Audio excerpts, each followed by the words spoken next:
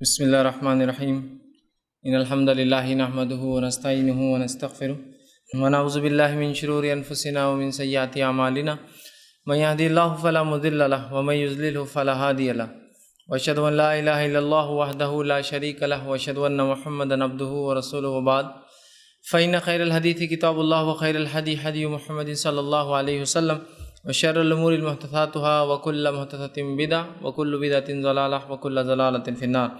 وقال عز وجل في القرآن المجيد أعوذ بالله من الشيطان الرجيم بسم الله الرحمن الرحيم يا أيها الذين آمنوا اتقوا الله حق تقاته ولا تموتن إلا وأنتم مسلمون. وقال يا أيها الناس اتقوا ربكم الذي خلق من نفس واحدة وخلق منها زوجها بث منهما رجالا كثيرا ونساء واتقوا الله الذي تسالون به والارحام ان الله كان عليكم رقيبا. وقال يا ايها الذين امنوا اتقوا الله وقولوا قولا سديدا يصلح لكم اعمالكم ويغفر لكم ذنوبكم ومن يطع الله ورسوله فقد فاز فوزا عظيما.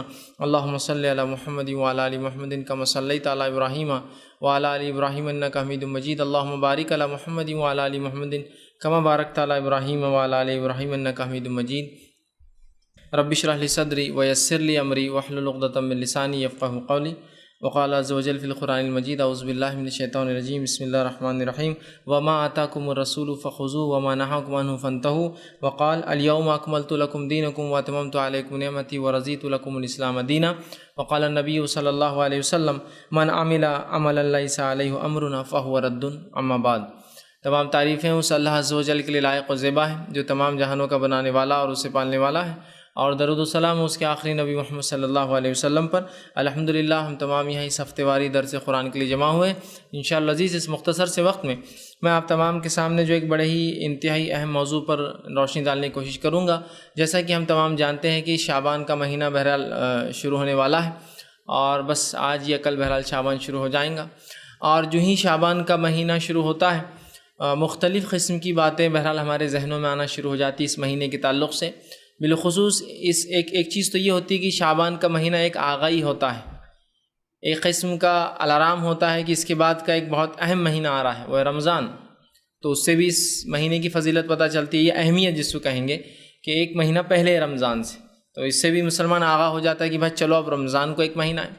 لیکن اس سے ہٹ کر جو بات زیادہ ذہن میں آتی ہے وہ یہ ہے کہ اب شعبان شروع ہو چکا ہے، تو اس میں ایک 15 تاریخ آنے والی ہے، اور اس تاریخ کو ایک رات ہوتی ہے جس کو مختلف ناموں سے بہرحال پکارا جاتا ہے. ویسے اس کا مشہور معروف اور ایک عام چلن جو نام ہے وہ ہے شب برات، ٹھیک، یا لیلۃ البرات، ٹھیک، کہ یا پھر بڑی جاگنے کی رات. ایک چھوٹی جاگنے کی رات لوگ 25-27 جو ہے رجب کو مناتے ہیں، اور ایک بڑی جاگنے کی رات جو ہے 15 شعبان کو منائی جاتی ہے، لیکن اس کو لیلۃ البرات یا شب برات بہرحال اس کا مشہور اور معروف نام ہے، اس نام سے پکارا جاتا ہے. اور پھر مختلف اعمال اس رات سے جڑے، اور اس کے بعد جو دن آتا ہے وہ 15 کا، کہ رات جاگنا، دن میں روزہ رکھنا، اور اس کے علاوہ مختلف چیزیں اور بھی بہرحال اس سے بڑھ کر بھی ہمارے ذہن میں آتی. مردوں کی عید ہوتی ہے، تقدیر کے فیصلے لکھے جانے کا معاملہ ذہن میں آتا ہے کہ ایسا ہوتا ہے، اور بہت ساری باتیں. تو آئیے کچھ باتیں اس مہینے کے تعلق سے، اور اس 15 کی کیا حقیقت ہے، برات کی کیا حقیقت ہے، کیا واقعتاً یہ رات ہے، کیا ہے تو پھر اس کی فضیلتیں کیا ہے، اور اگر نہیں ہے تو پھر اس کے دلائل کیا ہے، اور لوگ جو دلائل دیتے ہیں اس کے برعکس ہم کیا انہیں بتائیں، کس طرح سمجھائیں کہ یہ رات ثابت نہیں ہے. کچھ باتیں انشاءاللہ عزیز اس میں رکھنے کی کوشش کروں گا. سب سے پہلی چیز تو یہ کہ ایک زمانے دراز تک لوگ جو ہے اس رات کو شب برات کے نام سے ہی مناتے تھے، لیکن چونکہ علم الحمدللہ اب عام ہوتا جا رہا ہے، جب لوگوں نے اشکالات جتائے، لوگوں نے سوالات اٹھائے کہ اگر واقعتاً 15 شعبان ایک بہت ہی اہمیت کا حامل ہے، تو پھر اس میں اس کی حقیقت کیا ہے، قرآن میں اس کا کیا تذکرہ ہے، احادیث میں اس کا کیا تذکرہ ہے. جب یہ معاملے شروع ہوئے تو لوگوں نے پھر کچھ چیزوں کو، جو مختلف چیزوں کے تعلق سے باتیں تھیں، ان کو لا کر اس میں فٹ کرنا شروع کیا. دیکھیے دو چیزیں ہوتی ہیں، ایک یہ ہے کسی چیز کے بارے میں دلائل موجود ہو، آپ لا علم ہیں، اور جب آپ سے پوچھا جائے آپ لا علم تھے، آپ نے علم لیا اس دلائل کا، اور پھر آپ لوگوں کو بتائے کہ اس کے تعلق سے یہ دلائل ہیں. ایک چیز تو یہ ہوتی ہے. دوسرا یہ ہوتا ہے کسی چیز کو آپ پہلے طے کر لیں کہ یہ ہم کو کرنا ہے، اور طے کرنے کے بعد شریعت میں موجودہ دلائل کو آپ اس میں فٹ کرنے کی کوشش کریں کہ ہاں یہ اس کے تعلق سے ہے. تو دونوں میں فرق ہے. ایک تو چیز وجود میں ہے، اس کے دلائل ہے، میں لا علم تھا اس سے، جب میں نے سوال اٹھایا آپ نے تحقیق کی یا میں نے تحقیق کی اور مجھے اس کے جوابات مل گئے. تو ایک تو ہے چیز کا موجود ہونا، ہمارا لا علم ہونا. دوسرا ہے چیز کا غیر موجود ہونا لیکن ہم اس کو مناتے ہیں یا اس پر عمل کرتے ہیں تو ہم پہلے اس چیز کو ثابت کر لیں اپنے نزدیک یہ چیز تو ہے، اب اس کو ثابت کیسے کیا جائے؟ تو اس کو ثابت کرنے کے پھر قرآن و حدیث کی نص ڈھونڈ کر لانے کی ہم کوشش کریں اور بتانے کی کوشش کرتے ہیں کہ ہاں یہ وہ ہے جو ہم منا رہے ہیں۔ تو دونوں میں بہت بڑا فرق ہے، یاد رکھیے۔ جیسے کہ مثال اگر دینے کے لیے آپ کو میں کہوں تو شب قدر ایک رات ہے، لیلۃ القدر کس کو اسے کہنا، تو لیلۃ القدر ایک ایسی رات ہے جس کی جس کو ہم کہیں گے ایک حقیقت پسندانہ جائزہ اگر لوں تو جس کی وہاں پاس کوئی قدر نہیں ہے۔ شب قدر ایک ایسی قدر و منزلت، ایک اہمیت کی رات ہے، وہاں پاس کوئی قدر نہیں، اور یہ حقیقت میں جاگنے کی رات ہے، یہ حقیقت میں منانے کی رات ہے، یہ حقیقت میں عبادت کی رات ہے، اور یہ حقیقت میں ثواب کی رات ہے، یہ موجود ہے، لیکن اس کی ہمارے پاس اہمیت نہیں ہے نا۔ اور اس کے برعکس ایک رات جو غیر موجود ہے شریعت میں، جس کے تعلق سے کوئی تذکرہ نہیں آ رہا ہے، جس کی کوئی فضائل نہیں آ رہا، لیکن اس کو ثابت کرنے کے لیے قرآن حدیث کے فضائل لا کر یا قرآن حدیث میں جو کچھ چیزوں کی فضیلتیں ہیں ان فضیلتوں کو اس رات پر فٹ کیا جا رہا ہے، تو دونوں میں فرق ہے نا۔ قدر ثابت ہے اور برات کو ثابت کیا جاتا ہے، دونوں میں فرق ہے، یاد رکھیے، یہ بتانا چاہ رہا ہوں۔ تو آئیے کچھ باتیں ہم دیکھتے ہیں۔ تو جب یہ کہا گیا کہ قرآن میں شب برات کا کہاں تذکرہ ہے، جیسے کہ معراج کے تعلق سے بہرحال قرآن میں تذکرہ ہے نا، حالانکہ اس بات کی وضاحت میں نے ایک میرا جو لیکچر ہے شب معراج اور ہماری بدعتیں ہیں اس میں وضاحت کی تھی کہ معراج کے تعلق سے بھی قرآن میں تذکرہ نہیں، یاد رکھیے۔ قرآن میں جو تذکرہ وہ اسراء کا ہے۔ اسراء وہ سفر تھا جو نبی اکرم صلی اللہ علیہ وسلم مسجد حرام سے مسجد اقصیٰ گئے، اس کو کہتے ہیں اسراء عربی میں، اور وہ سفر جو مسجد اقصیٰ سے آسمانی ہوا وہ معراج ہے۔ تو معراج ہوئی وہ حدیث میں، لیکن قرآن میں نہیں۔ قرآن میں صرف سفر کا ایک حصے کا ذکر ہے جس کو اسراء کہتے ہیں عربی میں، سبحان الذی اسریٰ، اسی سے وہ سورہ کا نام سورہ اسراء یا سورہ بنی اسرائیل کہلاتا ہے، 17 نمبر کا سورہ، ٹھیک ہے۔ تو وہاں بھی معراج کا تذکرہ ہے، معراج حدیث میں ہے، تو معراج ہوئی لیکن منانا ثابت نہیں، سمجھ رہا آپ؟ تو اسی طرح جب سوالات ہوئے تو لوگوں نے اس رات کو ثابت کرنے کے لیے کچھ آیتوں کو لا کر فٹ کرنے کی کوشش کی ہے، یاد رکھیے۔ اور جب بھی یاد رکھیے پیوند کاری ہوں گی نا، چیزوں کو گھڑا جائیں گا تو پیوند کھل جاتے ہیں، الٹریشن سمجھ میں آ جاتے ہیں۔ حقیقی چیز شب قدر واضح ہے، لیکن اب اس میں ہم نے کیا کیا، کچھ آیتیں لا کر فٹ کرنے کی کوشش کی اور امت کو یہ بتایا کہ قرآن سے یہ رات ثابت ہے۔ آئیے تو اس رات کا کیا یہ رات قرآن سے ثابت ہے؟ سب سے پہلے اس کو ہم دیکھنے کی کوشش کرتے ہیں۔ اس کے تعلق سے جو آیتیں لا کر اس رات کی ثابت کرنے فٹ کی جاتی ہے وہ آیتوں میں سب سے مشہور اور معروف آیتیں سورہ دخان، سورہ نمبر 44 کی آیت نمبر 1، 2، 3 اور 4 یہ تلاوت کر کے سنائی جاتی ہے، اور اخبارات، میگزین اور شماروں میں یہ آیت بالکل ہائی لائٹ آتی ہے، تو ہر آدمی کے دل میں فضیلت بڑھ جاتی ہے اس رات کی کہ بس جو رات کے تعلق سے آیت ہے قرآن کی تو پھر کیا، ٹھیک۔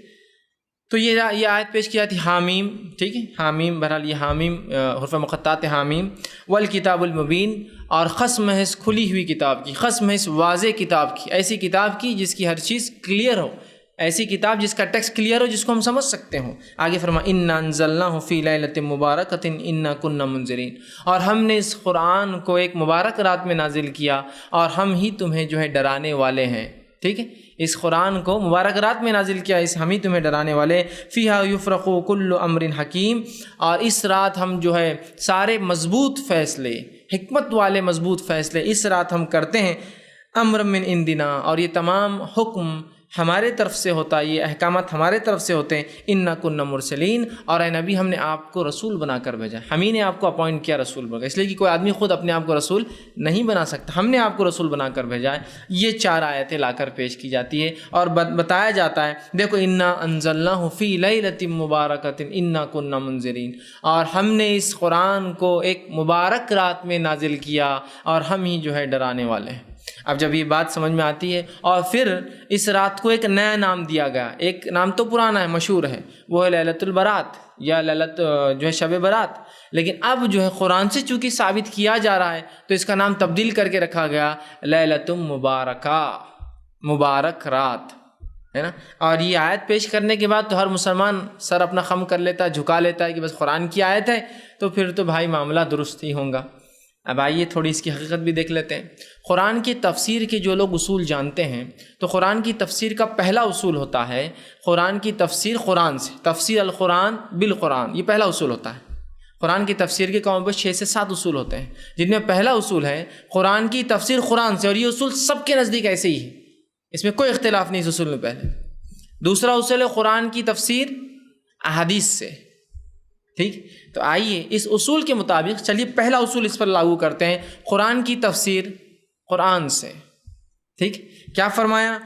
قسم ہے اس واضح کتاب کی، اور ہم نے اس کتاب کو ایک مبارک رات میں نازل کیا، اور ہم ہی تمہیں ہم ڈرانے والے ہیں. آئیے اب اس کو تھوڑا سا جانچنے کی کوشش کرتے ہیں کہ اس کا کیا معنی ہے، اس کا جو اللہ رب العزت فرمایا ہم نے اسے ایک مبارک رات میں نازل کیا اور ہم ڈرانے والے ہیں. قرآن سے اس کی تفسیر لینے کی کوشش کرتے ہیں. تو پتہ یہ چلا یہاں اللہ رب العزت نے قرآن کی قسم کھا کر یہ کہا کہ ہم نے اس قرآن کو مبارک رات میں نازل کیا.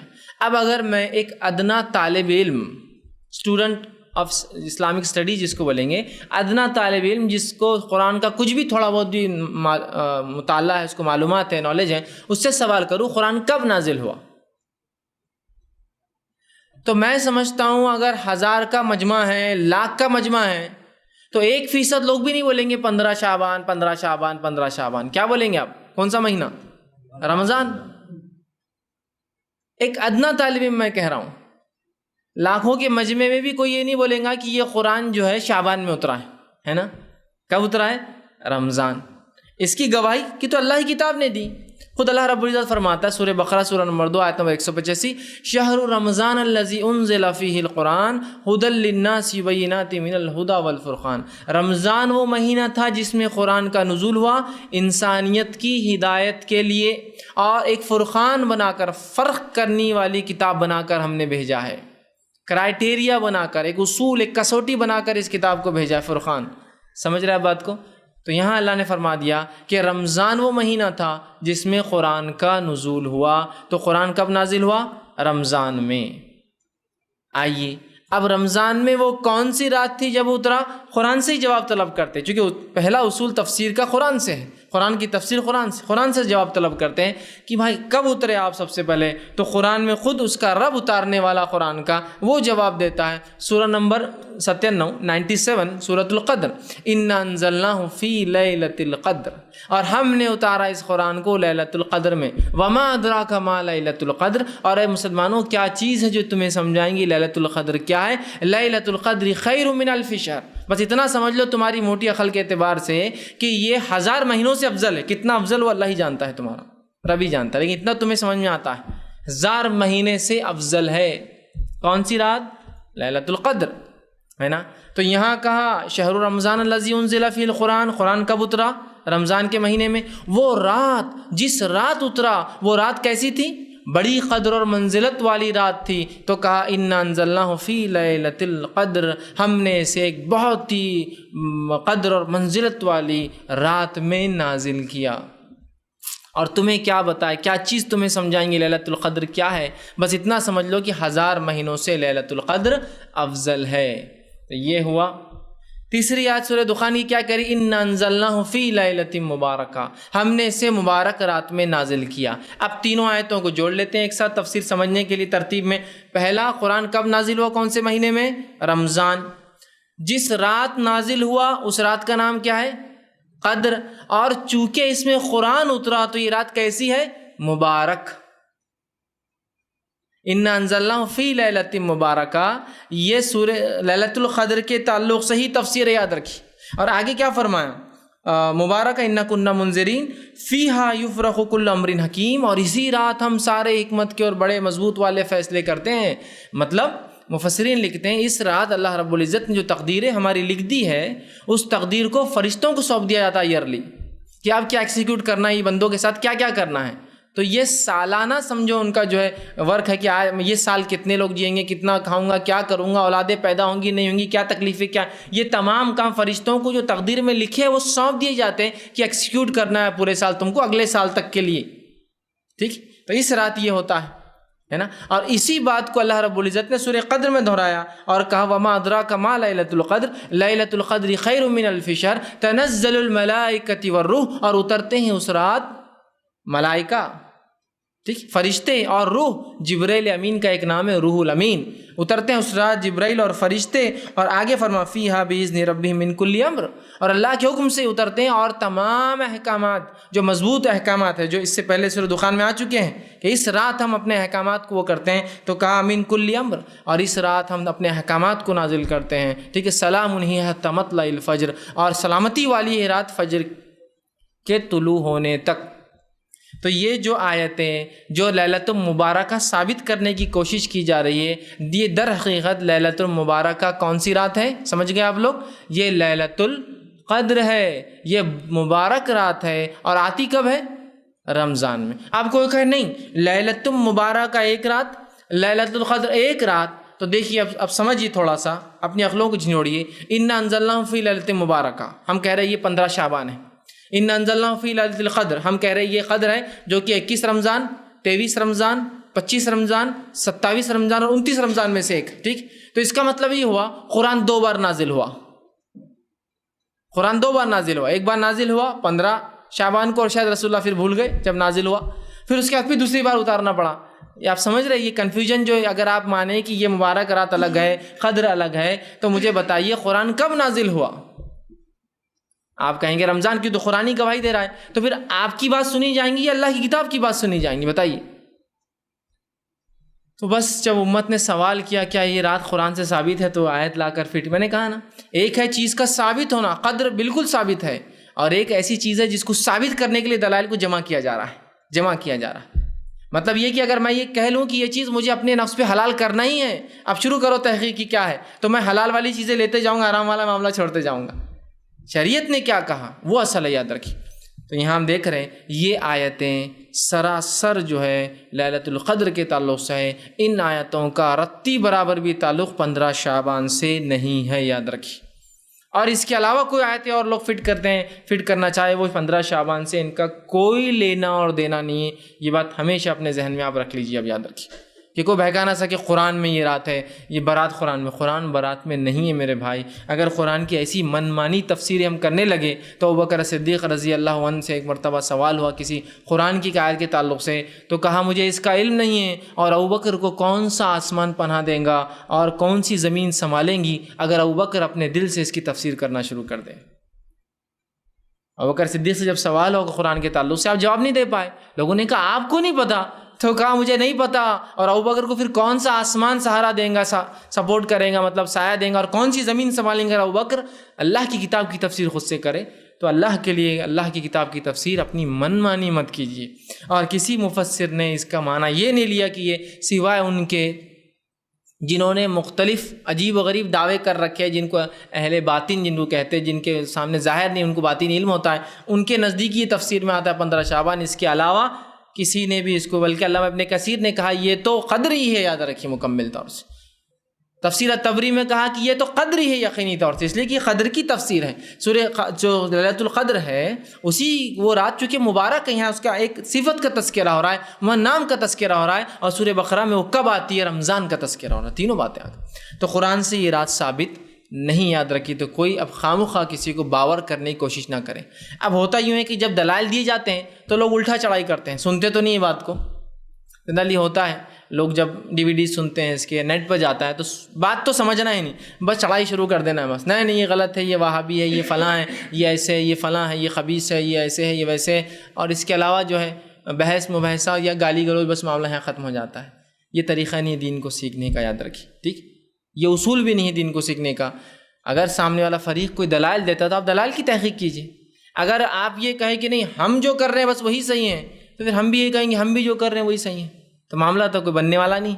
معاملہ تو تب بنے گا کہ آپ کے دلائل اور ہمارے دلائل، اور دلائل کتاب و سنت کے جیسے صحابہ نے سمجھا، میری منمانی سوچ نہیں جیسا ہم لگا رہے ہیں، یا لیلۃ مبارک بولتے شب برات۔ اور افسوس کی بات ہے بہت سارے علماء جن سے میری ذاتی طور سے بات ہوتی ہے تب تو برابر کہتے ہی بدعت ہے، ہاں یہ درست نہیں ہے، لیکن عوام میں جب کھڑے ہوتے تو پھر وہی رٹا لگائے ہوئے، اس کی یہ فضیلت ہے، اس کی فلاں ہے، جب پوچھا جاتا ہے یہ کیا ہے تو کہتے کرنا پڑتا ہے، یہ ایڈجسٹمنٹس ہے، یہ ضرورتیں ہیں، مدرسے کے چندے کیسے آئیں گے، ڈونیشنز کیسے چلیں گے، فلاں چیز کر لیے تو کیا ہوا۔ مطلب علمی اعتبار سے تو آپ لنگڑے ہیں، یہ بات آپ کو بھی پتہ ہے، لیکن جب عوام میں چلے جاتے ہیں وہاں تو لوگ پوچھنے والے ہیں نہیں، عوام تو راضی ہے کسی بھی کام کے لیے، وہاں برابر اپنا منہ کھولتے ہیں تو یہ فضیلت، وہ فائدے، یہ فلاں اور وہ فلاں.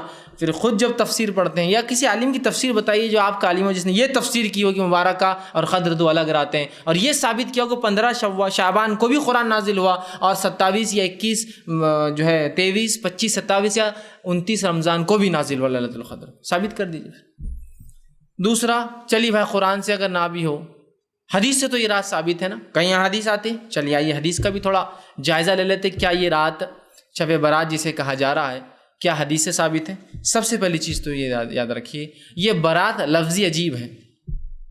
جیسا کہ عید الفطر، کیا معنی ہے اس کا؟ عید جو فطر کی عید ہے، چونکہ فطرہ دیتے ہیں اس سے پہلے غریبوں کی مدد کرتے، عید الفطر.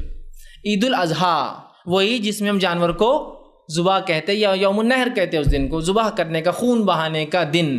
سگنیفیکنس ہے، کچھ نہ کچھ سمجھ میں آ رہا. اب یہ کیا ہے؟ لیلۃ البرات، شب برات. برات کا عربی میں کیا معنی ہوتا ہے؟ نفرت کا اظہار کرنا.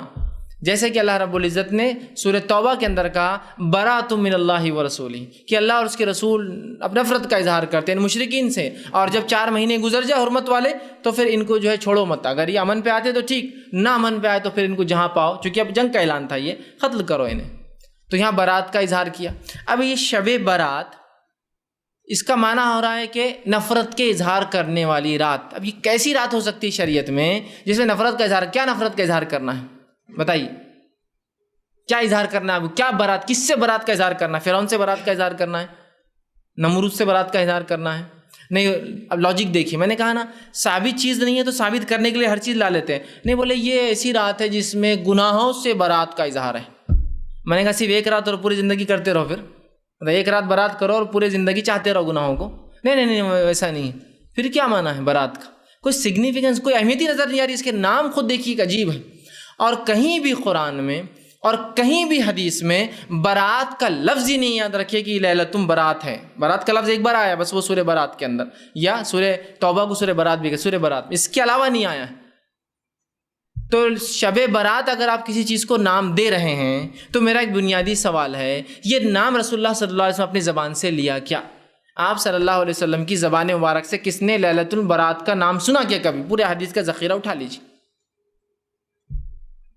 اور ذخیرہ اٹھانے کے بعد لوگ کہتے ہیں نہیں 15 شعبان کا ذکر ہے نا، انشاءاللہ میں آ رہا ہوں 15 شعبان. تو 15 شعبان بولیے نا، لیلۃ البرات کیوں بول رہے ہیں؟ تو جو اگر چیز منانے کی ہوتی، عبادت کی ہوتی، جاگنے کی ہوتی تو رسول اللہ کیا نام نہ دیتے اس کو؟ عید الفطر کو نام دیا گیا، عید الاضحیٰ کو نام دیا جا رہا ہے، لیلۃ القدر کو نام دیا جا رہا ہے، تو کیا رسول اللہ ایک ایسی افضل رات کو نام نہ دیتے اور خالی 15 شعبان کے اوپر ڈیپینڈ کر کے چھوڑ دیتے؟ سمجھ لیجیے ایک رات ہے، سمجھے شب قدر ہے تو 21 رمضان کو ہو سکتی ہے، 23 ہو سکتی ہے، 25 ہو سکتی ہے، 27 اور 29 ہو سکتی ہے. تو اس کا سگنیفیکنس ہے، تو ایک نام بھی ہے اس کا کہ بھائی لیلۃ القدر، تلاش کرو اسے، ہے نا. یہاں کیا ہے؟ نام ہی غائب ہے. کوئی حدیث کی ذخیرے میں بتا دے کہ رسول اللہ نے 15 شعبان کو لیلۃ البرات، شب برات کا نام دیا ہو. تو یہ نام بھی خود ساختہ ہے. جب نام خود ساختہ ہے تو باقی سب چیزیں سمجھ جائیے آپ کیا ہوں گی. پھر نام ہی خود من گھڑت ہے، ہمارا بنایا ہوا ہے. تو لیلۃ البرات، اب آئیے حدیث میں تلاش کرتے ہیں لیلۃ البرات کے تعلق سے کیا ہے. دیکھیے جتنی احادیث ہے شب برات کے تعلق سے آتی ہے، جتنی احادیث جو شب برات کا نام تو کہیں بھی نہیں یاد رکھتے. میں پھر کہہ رہا ہوں، ان ضعیف اور موضوع روایت میں بھی برات لفظ کا تذکرہ نہیں ہے، 15 شعبان کا تذکرہ ہے. ٹھیک ہے، تو جتنی روایتیں 15 شعبان کے تعلق سے آتی ہیں، جس کو شب برات بول کر ہم منا رہے ہیں، اس کا تذکرہ نہ صحیح روایت میں نہ ضعیف روایت میں ہے. تو اس 15 شعبان کی جتنی روایتیں ایک چھوڑ کر ساری کی ساری ضعیف جداً یا موضوع کے درجے میں آتی ہے. یاد رکھیے ضعیف کے اندر بھی ایک بہت ضعیف ہوتی اور اکثر موضوع کے درجے میں آتی ہے، جن کے روات کا پتہ ہی نہیں کہ یہ کون تھے، کب جیے اور کب مرے، کچھ علم نہیں. تو یہ ہوتی ہے موضوع روایت ہے. تو یا تو یہ ضعیف ہے یا ضعیف جداً بہت اشد اس میں ضعف ہے، کمزوریاں ہیں، اور یا تو پھر تمام کی تمام موضوع ہے سوائے ایک کو چھوڑ کر. اور وہ ایک روایت جس کو ناصر الالبانی رحمہ اللہ نے حسن قرار دیا، یاد رکھیے.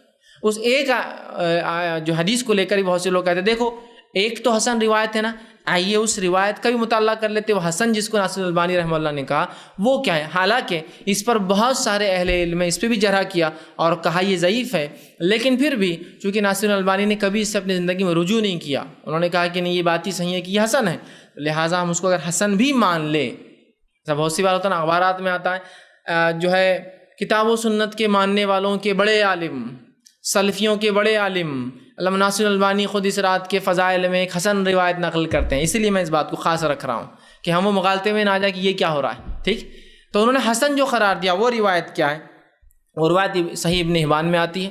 دوسرا جو ہے معجم طبرانی، امام جو ہے طبرانی کی جو معجم ہے جس میں انہوں نے حدیث سے کچھ جمع کی، اس میں یہ روایت آتی ہے. اور امام بہقی نے شعبۃ الایمان میں سے روایت کو لایا ہے. اور علامہ ناصر الالبانی نے ان تمام کتابوں سے جو جمع کی، جس کو صحیح جامع صغیر کہتے ہیں، تو اس کتاب میں آپ نے اس کو حسن درجہ دیا ہے کہ یہ روایت حسن ہے. الفاظ اس روایت کے یہ ہے. اور سنیے، اللہ تبارک و تعالی، حالانکہ اس پر بھی بہت سے لوگوں نے ضعیف ہونے کا وہ کیا ہے، لیکن پھر بھی ناصر الالبانی چونکہ حسن کہا، اس حسن کو ہی مانتے ہوئے آگے بات کر رہے ہیں.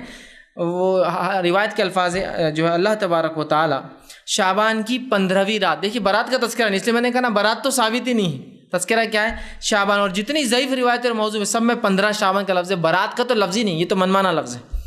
15 شعبان کی رات کو اپنی پوری مخلوق کے طرف رحمت کی نگاہ دوڑاتا ہے، رحمت کی نگاہ سے دیکھتا ہے، اور ساری مخلوق کو بخش دیتا ہے سوائے 2 لوگوں کے، ایک مشرک اور دوسرا دل میں کینہ پرور، کینہ رکھنے والا دوسرے کے بارے میں.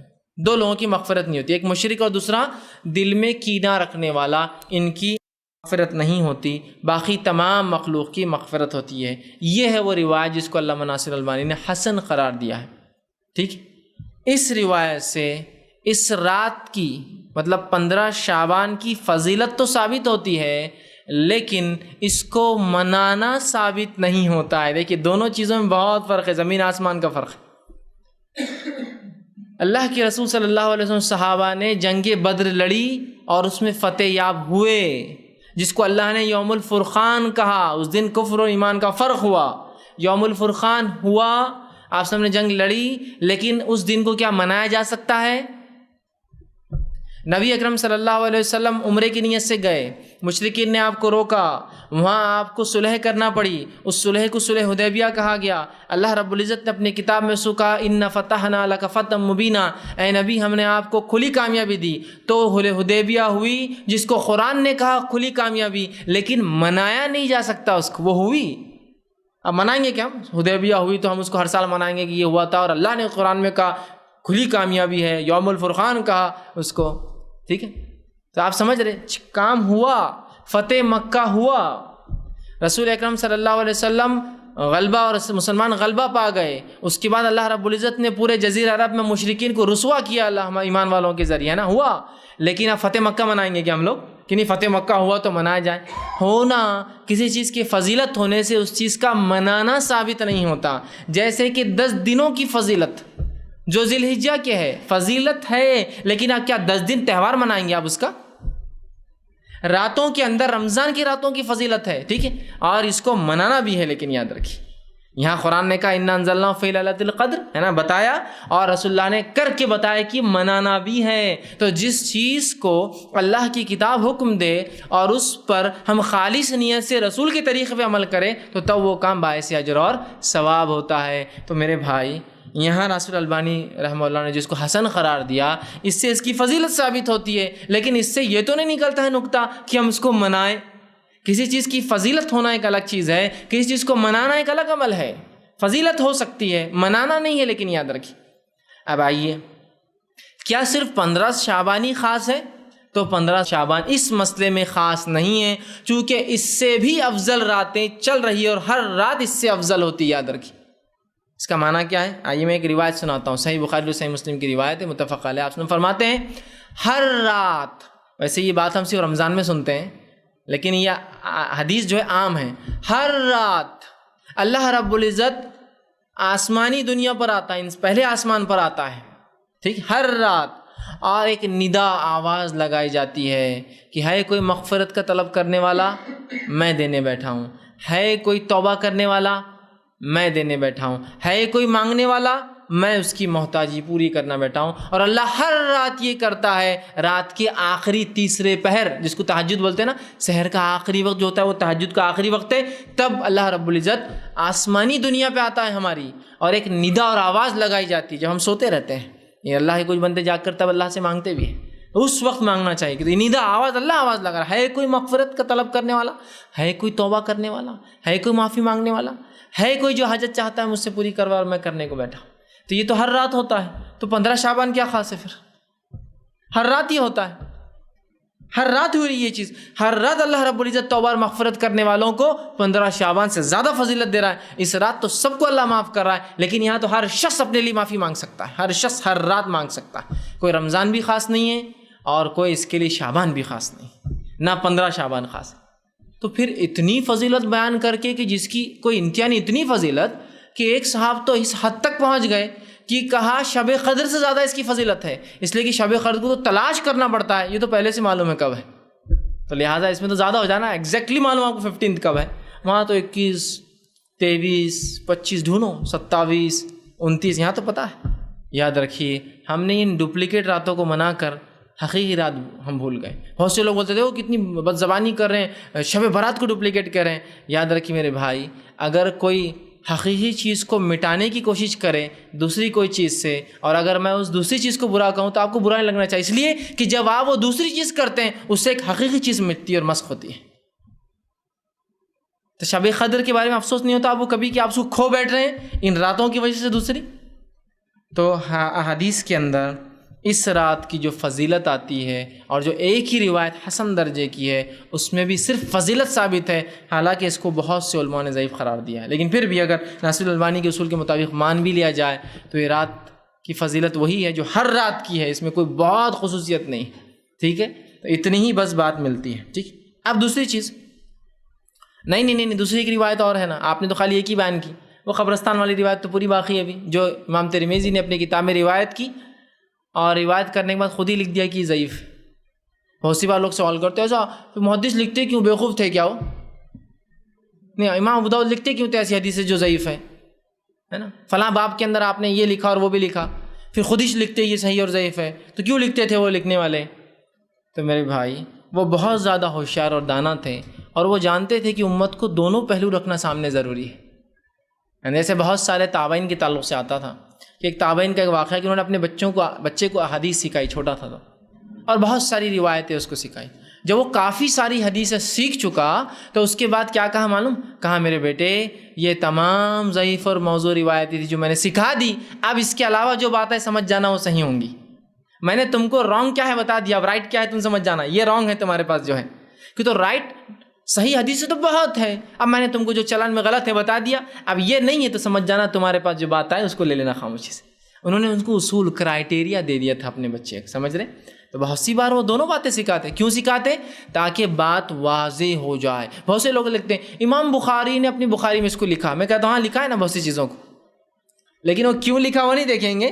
کبھی کسی حکم کو بتانے کے لیے لکھا صحیح ہے بول کے، اور کبھی نکیر کے لیے اس کے رد کے لیے لکھا کہ یہ غلط ہے. لیکن بولنے والا کیا کرتا ہے، وہ رد نہیں لکھتا، خالی لکھتا کہ امام بخاری روایت کرتے ہیں. کیا روایت کرتے ہیں کہ یہ غلط ہے یہ مسئلہ، وہ نہیں لکھتا ہے. تو امام ترمذی نے کیوں روایت کیا؟ اس لیے کیا کہ امت سمجھ جائے، اور خود ہی حکم لگا دیا کہ یہ ضعیف ہے. کیوں؟ تاکہ تم سمجھ جاؤ کہ یہ روایت درست نہیں ہے، لیکن چلن میں ہے، تمہارے سامنے آ سکتی ہے بات تو لکھ دینا بہتر ہے. تو یہ ضعیف ہے، لیکن روایت کیا ہے وہ روایت آئی ہے، اور اس کے برعکس صحیح روایت ہے کیا وہ بھی رکھوں گا. واقعہ سن لیجئے. واقعہ یہ کہ ماں عائشہ رضی اللہ عنہا فرماتی ہیں، مطلب اس روایت کے اعتبار جو ضعیف ہے ترمذی کی، اس روایت میں الفاظ سنیے. وہ کہتی ہے کہ ایک رات میں سوئی ہوئی تھی اور رسول اکرم صلی اللہ علیہ وسلم اٹھ کر بستر سے چلے گئے. میں خاموشی سے اٹھی اور پیچھے پیچھے آپ صلی اللہ علیہ وسلم کی چلی، اور آپ صلی اللہ علیہ وسلم چلتے ہوئے بقیع میں پہنچ گئے. بقیع جو جنت البقیع جسے ہم کہتے ہیں، جو قبرستان ہے، بقیع میں پہنچ گئے. اور بقیع میں پہنچ کر آپ نے ہاتھ اٹھا کر دعا کی. جب رسول اللہ صلی اللہ علیہ وسلم واپس آئے تو میں بھاگنے لگی تاکہ کہیں رسول اللہ مجھے دیکھ نہ لے. میں دوڑتی ہوئی پہلے پہنچی اور آ کر بستر پر لیٹ گئی. جب رسول اللہ گھر میں داخل ہوئے تو آپ نے دیکھا میری سانس پھول رہی تھی. آدمی سو رہا ہے لیکن سانس اسپیشل پھول رہی، مطلب وہ پیچھے تھا. تو رسول اللہ نے مجھ سے کہا، اے عائشہ کیا تم مجھ پر شک کرتی ہو کہ اللہ کے رسول ناانصافی کریں گے تمہارے ساتھ؟ تو مائی عائشہ نے کہا کہ اللہ کے رسول مجھے شک ہوا تھا کہیں آپ مجھے چھوڑ کر، چونکہ باری تو میری تھی، کہیں آپ مجھے چھوڑ کر جا کر جو ہے دوسری بیوی کے پاس تو نہیں چلے گئے. مجھے شک ہوا اس چیز کا، کہیں آپ دوسری اہلیہ دوسری بیوی کے پاس تو نہیں چلے گئے آپ. ٹھیک. اب آئیے، یہ روایت ضعیف تھی، یاد رکھیے حدیث ضعیف تھی۔ اس حدیث میں جو باتیں پتہ چلتی وہ یہ ہیں، سب سے پہلے کہ رسول اکرم صلی اللہ علیہ وسلم خاموشی سے بقی گئے تھے۔ آپ نے اپنے اہلیہ کو جو اپنے بازو سو رہی تھی اس کو اٹھانا بھی پسند نہیں کیا۔ مائی عائشہ پیچھے دھیرے دھیرے جا کر اس مسئلے کو دیکھتی ہے کیا ہو رہا ہے، واپس آ کر لیٹ جاتی ہے۔ اگر نعوذ باللہ مائی عائشہ پیچھے نہیں جاتی، وہ چیز نہیں دیکھتی، تو رسول اللہ صلی اللہ علیہ وسلم یہ رات ہم سے چھپا لی تھی۔ وہ تو کوئنسیڈنس سے اٹھ گئی تھی تو پتہ چلی، اور کہتے یہ وہ رات تھی جس رات کو شب برات کہتے ہیں، یہ 15 شعبان تھی۔ اور پھر جب رسول اللہ نے کہا عائشہ مجھ پہ شک کرتی ہو، تو کہا مجھے شک ہوا تھا کہ آپ دوسری بیوی کے پاس چلے گئے ہوں گے۔ پھر رسول اللہ نے فرمایا مجھ سے، وہ کہتی ہے کہ اے عائشہ آج کی رات کی فضیلت ہے کہ اللہ سبحانہ تعالیٰ، 15 شعبان کی فضیلت ہے کہ اللہ سبحانہ تعالیٰ اس روز لوگوں کی مغفرت کرتا ہے، اور اتنے لوگوں کی مغفرت کرتا ہے جیسے بنو کلب کی بکریوں کے بال جتنے اتنے لوگوں کی مغفرت کرتا ہے۔ تو یہاں مائی عائشہ کا اپنے شوہر پر، رسول اللہ پر شک کرنا، اگر وہ نہ جاتی تو اس رات کا ہم سے چھپ جانا، کیا آپ امید کرتے ایک رسول سے کہ وہ اتنی افضل رات کو خاموشی سے منائیں؟ جبکہ رسول اللہ صلی اللہ علیہ وسلم رمضانوں میں 10 راتوں تک، روایت میں آتا عائشہ فرماتی ہے، ہمارے دروازوں پر، اپنی ازواج کے دروازوں پر دستک دیتے اور اٹھا کر کہتے جاگو عبادت کرو۔ حالانکہ وہ 5 میں سے کوئی ایک، لیکن رسول اللہ پوری 10 جاگتے تھے۔ جاگو اور عبادت کرو، یہ قدر ہو سکتی۔ جہاں یہ نبی قدر میں اٹھا رہا ہے، وہیں کیا وہ نبی 15 کو اتنی افضل رات تو خاموشی سے نکل جائیں گے؟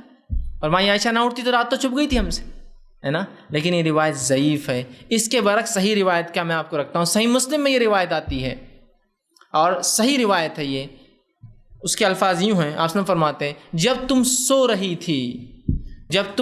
تھی، مطلب مائی عائشہ رسول اللہ کی آنے کے بعد جاگی اور جاگ کر پوچھا اللہ کے رسول آپ کہاں گئے تھے؟ تو رسول اللہ وہ واقعہ فرما رہے کیا ہوا، تو فرماتے ہیں کہ جب تم سو رہی تھی تو میرے پاس جبرائیل آئے، آہستہ سے مجھ سے بڑے دھیرے سے کہا، اور میں نے بھی جبرائیل کو آہستہ اور دھیرے سے واپس جواب دیا۔ وہ اندر آنا چاہتے تھے گھر میں، لیکن اس لیے نہ آ سکے اس لیے کہ عائشہ تم کم کپڑوں میں تھی، کیونکہ تم سو رہی تھی، اپنے حال میں تھی، اور جبرائیل ایسی حالت میں میرے گھر میں داخل نہیں ہو سکتے تھے جبکہ تم کم کپڑوں میں سو رہی تھی، اور میں نے تمہیں اس لیے نہیں اٹھایا، میں بقی گیا تھا اور وہاں میں نے دعا کی، اور اللہ رب العزت نے مجھے حکم دیا کہ جاؤ بقی والوں کے لیے مغفرت کی دعا کرو، اور میں وہاں خاموشی سے گیا اور دعا کی۔ میں نے تمہیں اس لیے نہیں اٹھایا کہ میں خوف رکھ رہا تھا کہ کہیں تمہاری نیند میں خلل نہ پڑے، اور میں نے اس لیے بول کر نہیں گیا کہ کہیں ایسا نہ ہو کہ میں تمہیں اٹھا دوں نیند سے اور پھر تم اکیلے پن کی وحشت سے سو نہ سکو،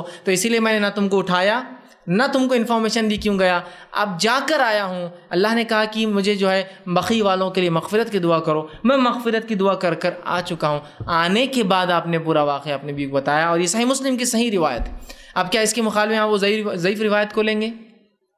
پورا وہی واقعہ، وہی دعا کا تذکرہ، کوئی 15 شعبان کا تذکرہ نہیں، کوئی شب برات کا تذکرہ نہیں۔ محدثین لکھتے ہیں اس کی شرح میں کہ یہ جو آپ صلی اللہ علیہ وسلم بقی میں جانے کا جو واقعہ ہے، اس کے تعلق سے ایک روایت آتی ہے کہ آپ اپنے وفات سے 5 روز پہلے بقی میں گئے تھے، 5 روز پہلے۔ اور آپ کی وفات کب ہوئی سب کو پتہ ہے، پیدائش نہ بھی پتہ ہوں گی تو وفات تو سب کو پتہ ہے، وہ ہے 12 ربیع الاول۔ تو 12 ربیع الاول سے 5 دن پہلے کیا ہوتا ہے؟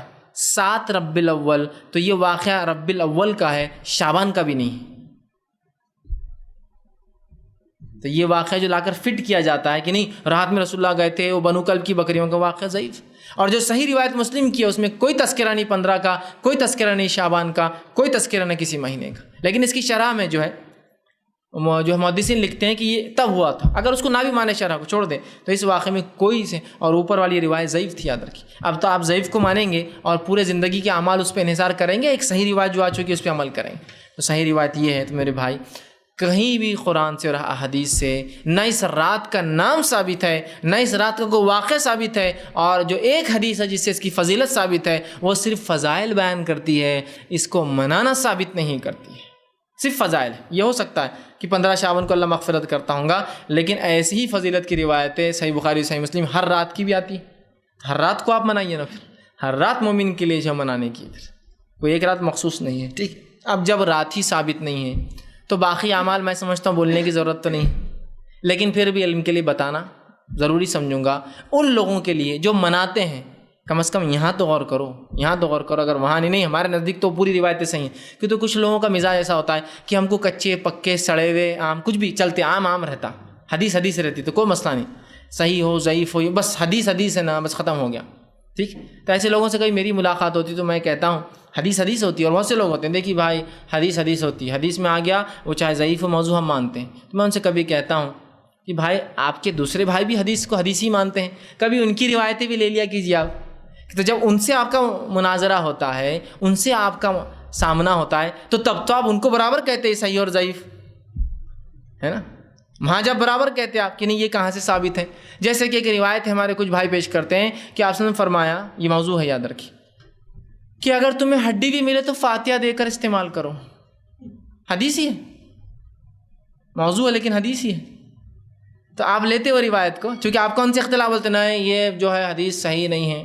ہمارے بیچارے کچھ بھائی دفنانے کے بعد اذان دیتے ہیں، ہے نا؟ تو ہمارے دوسرے بھائی جو ہماری بات بھی نہیں مانتے ان سے کہتے ہیں یہ بات کہاں سے ثابت ہے۔ تو ہم بھی سوال کر رہے ہیں آپ سے، آپ کہاں سے ثابت ہے؟ کہ تو جب ان سے آپ ملتے ہیں تو برابر کہتے ہیں صحیح اور ضعیف کا مسئلہ ہے، جب ہم سے ملتے تو سب چھوڑ دیتے ہیں، نہیں کوئی صحیح ضعیف نہیں رہتا، حدیث رہتی، عام رہتے، کچے پکے سڑے ہوئے کھٹے ہوئے کچھ نہیں رہتا، کوالٹی اور کچھ نہیں رہتی اس کی، سب عام رہتے۔ ایسا نہیں ہوتا میرے بھائی، سمجھنے کی ضرورت ہے ہمیں۔ اب راتی ثابت نہیں ہے تو دیگر اعمال، ٹھیک۔ اب جو کچھ فضائل ان ضعیف روایتوں میں بھی ثابت ہے وہ کیا ہے فضائل؟ وہ ضعیف روایتوں کے الفاظ کیا ہے؟ 15 شعبان کی رات اللہ سب کی مغفرت کرتا ہے، 15 شعبان کی رات اللہ آسمانی دنیا پہ آتا ہے، اعلان ہوتا ہے، جو حضرت علی کی ایک روایت ہے، جو یہ بھی موضوع ہے یاد رکھیے روایت، لیکن الفاظ سنیے اس کی کہ 15 شعبان کی رات اللہ پہلے آسمان پہ آتا ہے، آسمانی دنیا پہ آتا ہے، ایک ندا لگائی جاتی ہے، کوئی مغفرت کا طلب کرنے والا میں دینے بیٹھا ہوں، کوئی معافی مانگنے والا میں دینے بیٹھا ہوں، کوئی توبہ کرنے والا میں دینے بیٹھا ہوں، کوئی رزق طلب کرتا ہے میں دینے بیٹھا ہوں، آج تم جو مانگو گے میں تمہیں آج دوں گا۔ یہ ثابت ہے، اتنا ہی ثابت ہے، اور تمام موضوع ضعیف میں یہی ثابت ہے، ٹھیک ہے، اور اس حسن روایت میں بھی یہی ثابت ہے، ٹھیک۔ کہیں بھی اس کے علاوہ نماز کا تذکرہ، ذکر و اذکار کا تذکرہ، جاگنے کا تذکرہ کہیں بھی نہیں ملیں گا آپ کو، کہیں بھی نہیں ملیں گا۔ چلیے اگر آپ بول رہے بھائی ہمارے نزدیک وہ ضعیف روایتیں بھی صحیح ہیں، موضوع بھی صحیح ہیں، تو میں آپ سے سوال کر رہا ہوں ان روایتوں میں آپ کی یہ جو اعمال آپ کر رہے ہیں مغرب کے بعد سے لے کر، ان اعمال کا تذکرہ کہاں ہے بتا دیجیے۔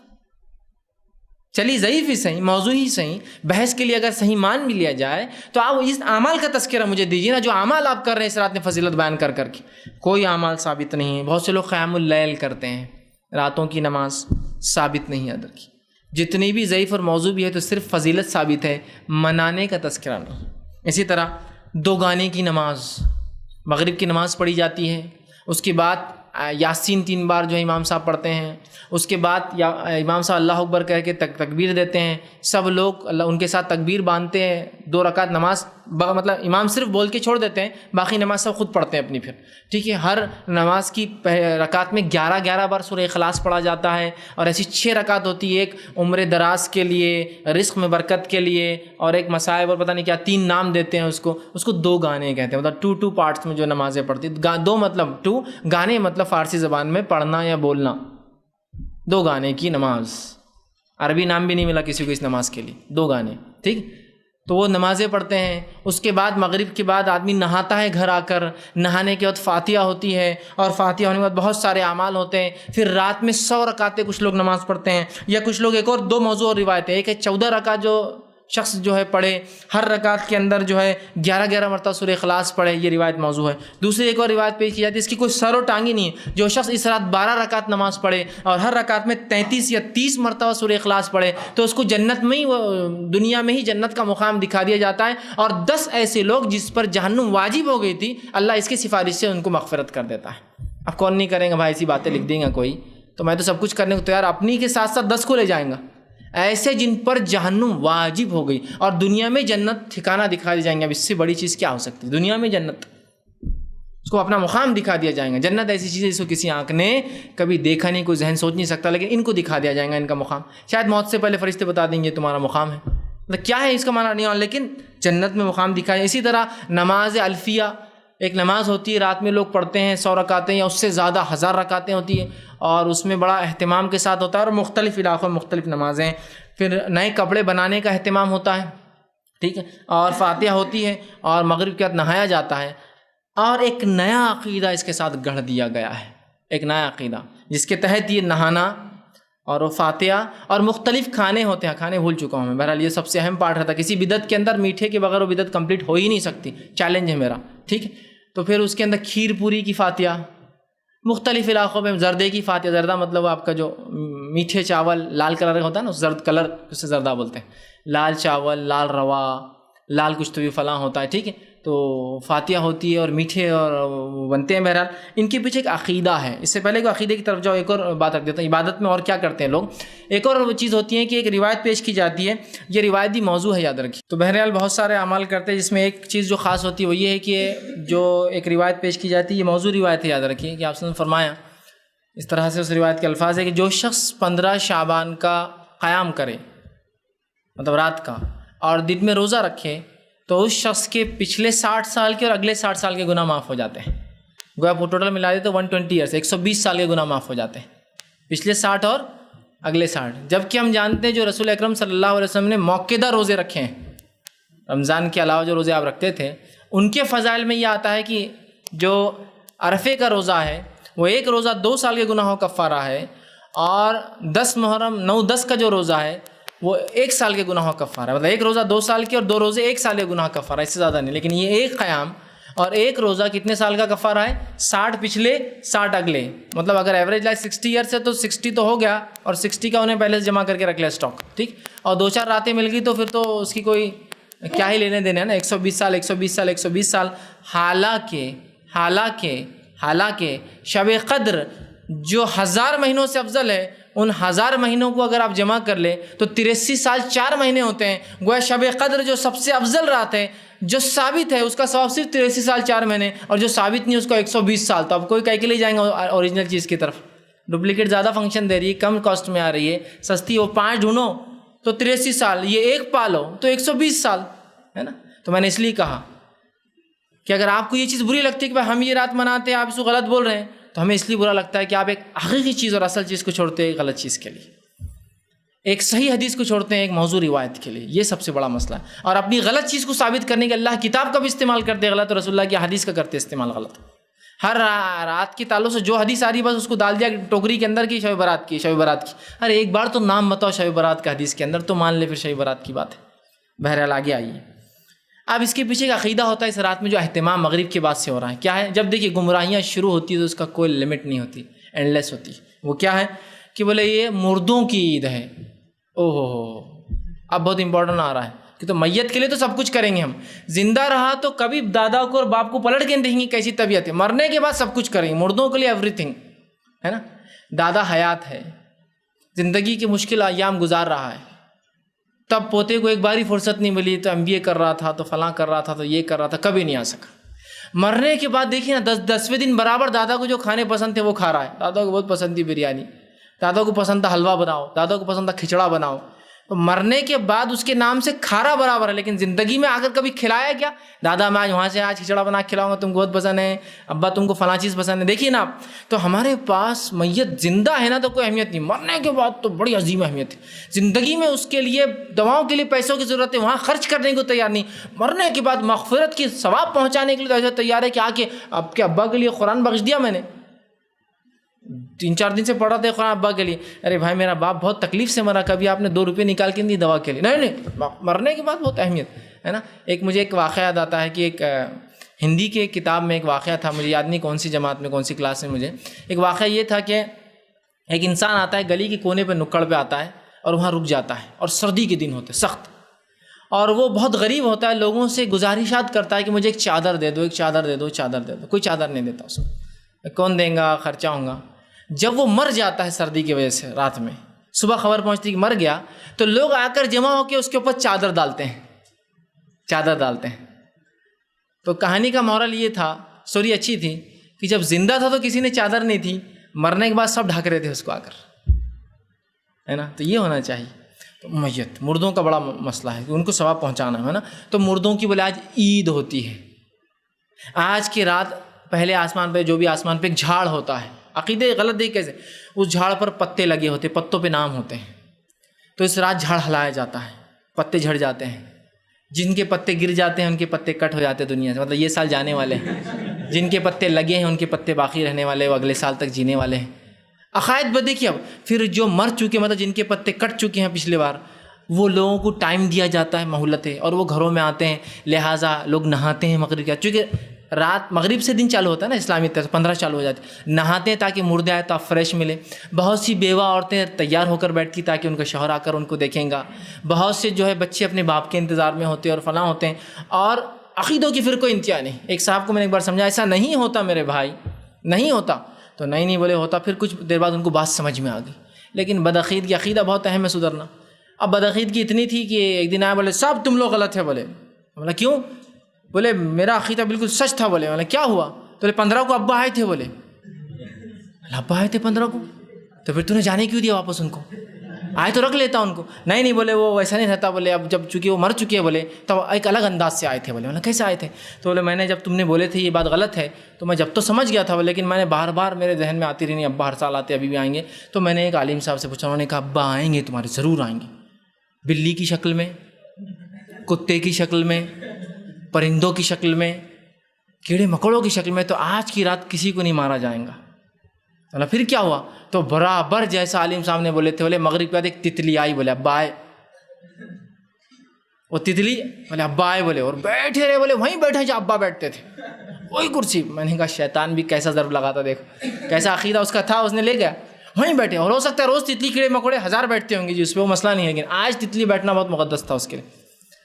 تو بولے تتلی بیٹھی، بولے اور ابا آئے تھے، بولے مطلب روحانی شکل میں آئے تھے۔ میں نے کہا کتنا بدبخت ہے رے تو، ابا آئے تھے اور تو نے ویسے ہی جانے دیا، تتلی کو پکڑ لیتا، جو خدمت ابا کی نہیں ہو سکی تتلی کی کرتا ہے نا۔ تتلی اور ظاہر سی بات ہے اس کو پتا تھا اس کے ابا ایشور تھا وہ، تو میں نے کہا اس کے لیے ایک امی لاتے، پھر ان کے بچوں کو وارث بناتے اپنی جائیداد کے اندر، اپن مطلب ان کی شادی ان کا ہوتا، ان سے اور تتلیوں کے بچے پیدا ہوتے، وارث ہوتے تمہارے جائیداد کے اندر، پورا ڈیوائڈ سب ہونا چاہیے تھا نا پورا۔ یار تم پھر کچھ بھی الگ جا رہے ہیں۔ میں نے کہا ابا میرے آئے بعد میں نے کب چھوڑنا ان کو واپس؟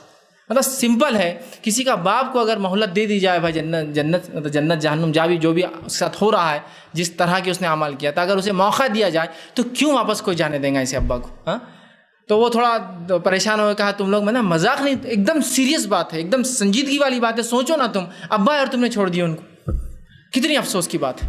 میرے ایسا بیٹا تو جان دے دیتا اپنی اس تتلی کو پکڑنے کے لیے، اس لیے کہ میرے ابا تھے وہ۔ تو کہا نہیں وہ ایسا شور نہیں تھے، بولے دوسرے بھی ہو سکتے، بولے بلی بھی آئی تھی بات میں، بولے تو میں کنفیوز تھا، بولے ابا کون سے؟ میں نے کہا یہی چلتے رہیں گا پوری زندگی تمہارا۔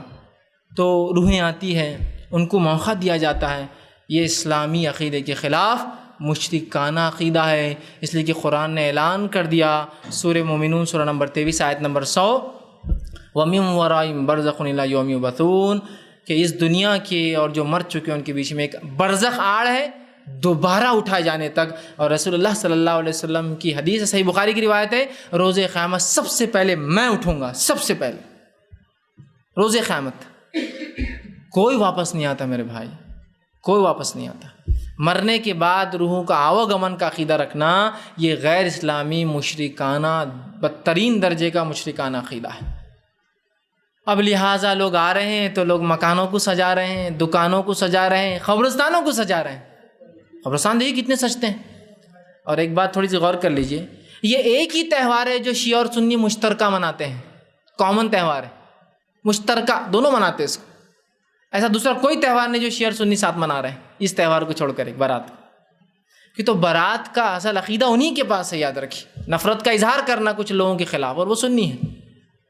سمجھ رہے ہیں بات؟ بہرحال خیر چھوڑ دیجیے، لمبا فلسفہ ہے وہ کہاں سے آیا اور کیوں آیا، لیکن اب جو ہوتا ہے اس کے رد میں، تو کوئی مردوں کی عید نہیں ہوتی ہے میرے بھائی، کوئی مردوں کو ریلیز اور چھوٹ نہیں دی جاتی ہے، جو جس حال میں روز قیامت تھی اس کا معاملہ بہرحال اٹھنے والا ہے، تو کوئی واپس نہیں آتے۔ اسی طرح مردوں کی عید ہے تو مردے مغرب کے بعد آتے ہیں، اور فجر پہ ختم ہو رہا نا معاملہ، رات ختم ہو رہی تو رات میں ان کا ختم ہوتا ہے، تو مردے جب واپس چلے جاتے ہیں تو لوگ فجر کے بعد قبرستان جاتے ہیں، کبھی راتوں میں قبرستان جاتے ہیں، قبروں کو سجایا جاتا ہے، ٹھیک ہے۔ اسی طرح جو ہے بہت سے علاقوں کے اندر آتش بازی ہوتی ہے اور دیے لگائے جاتے ہیں، اور دیے تو چونکہ اب کم ہو گئے، تیل گرتا ہے، بہت مشکل ہوتی ہے، تو دیے کی جگہ لائٹنگ لگا دیجیے۔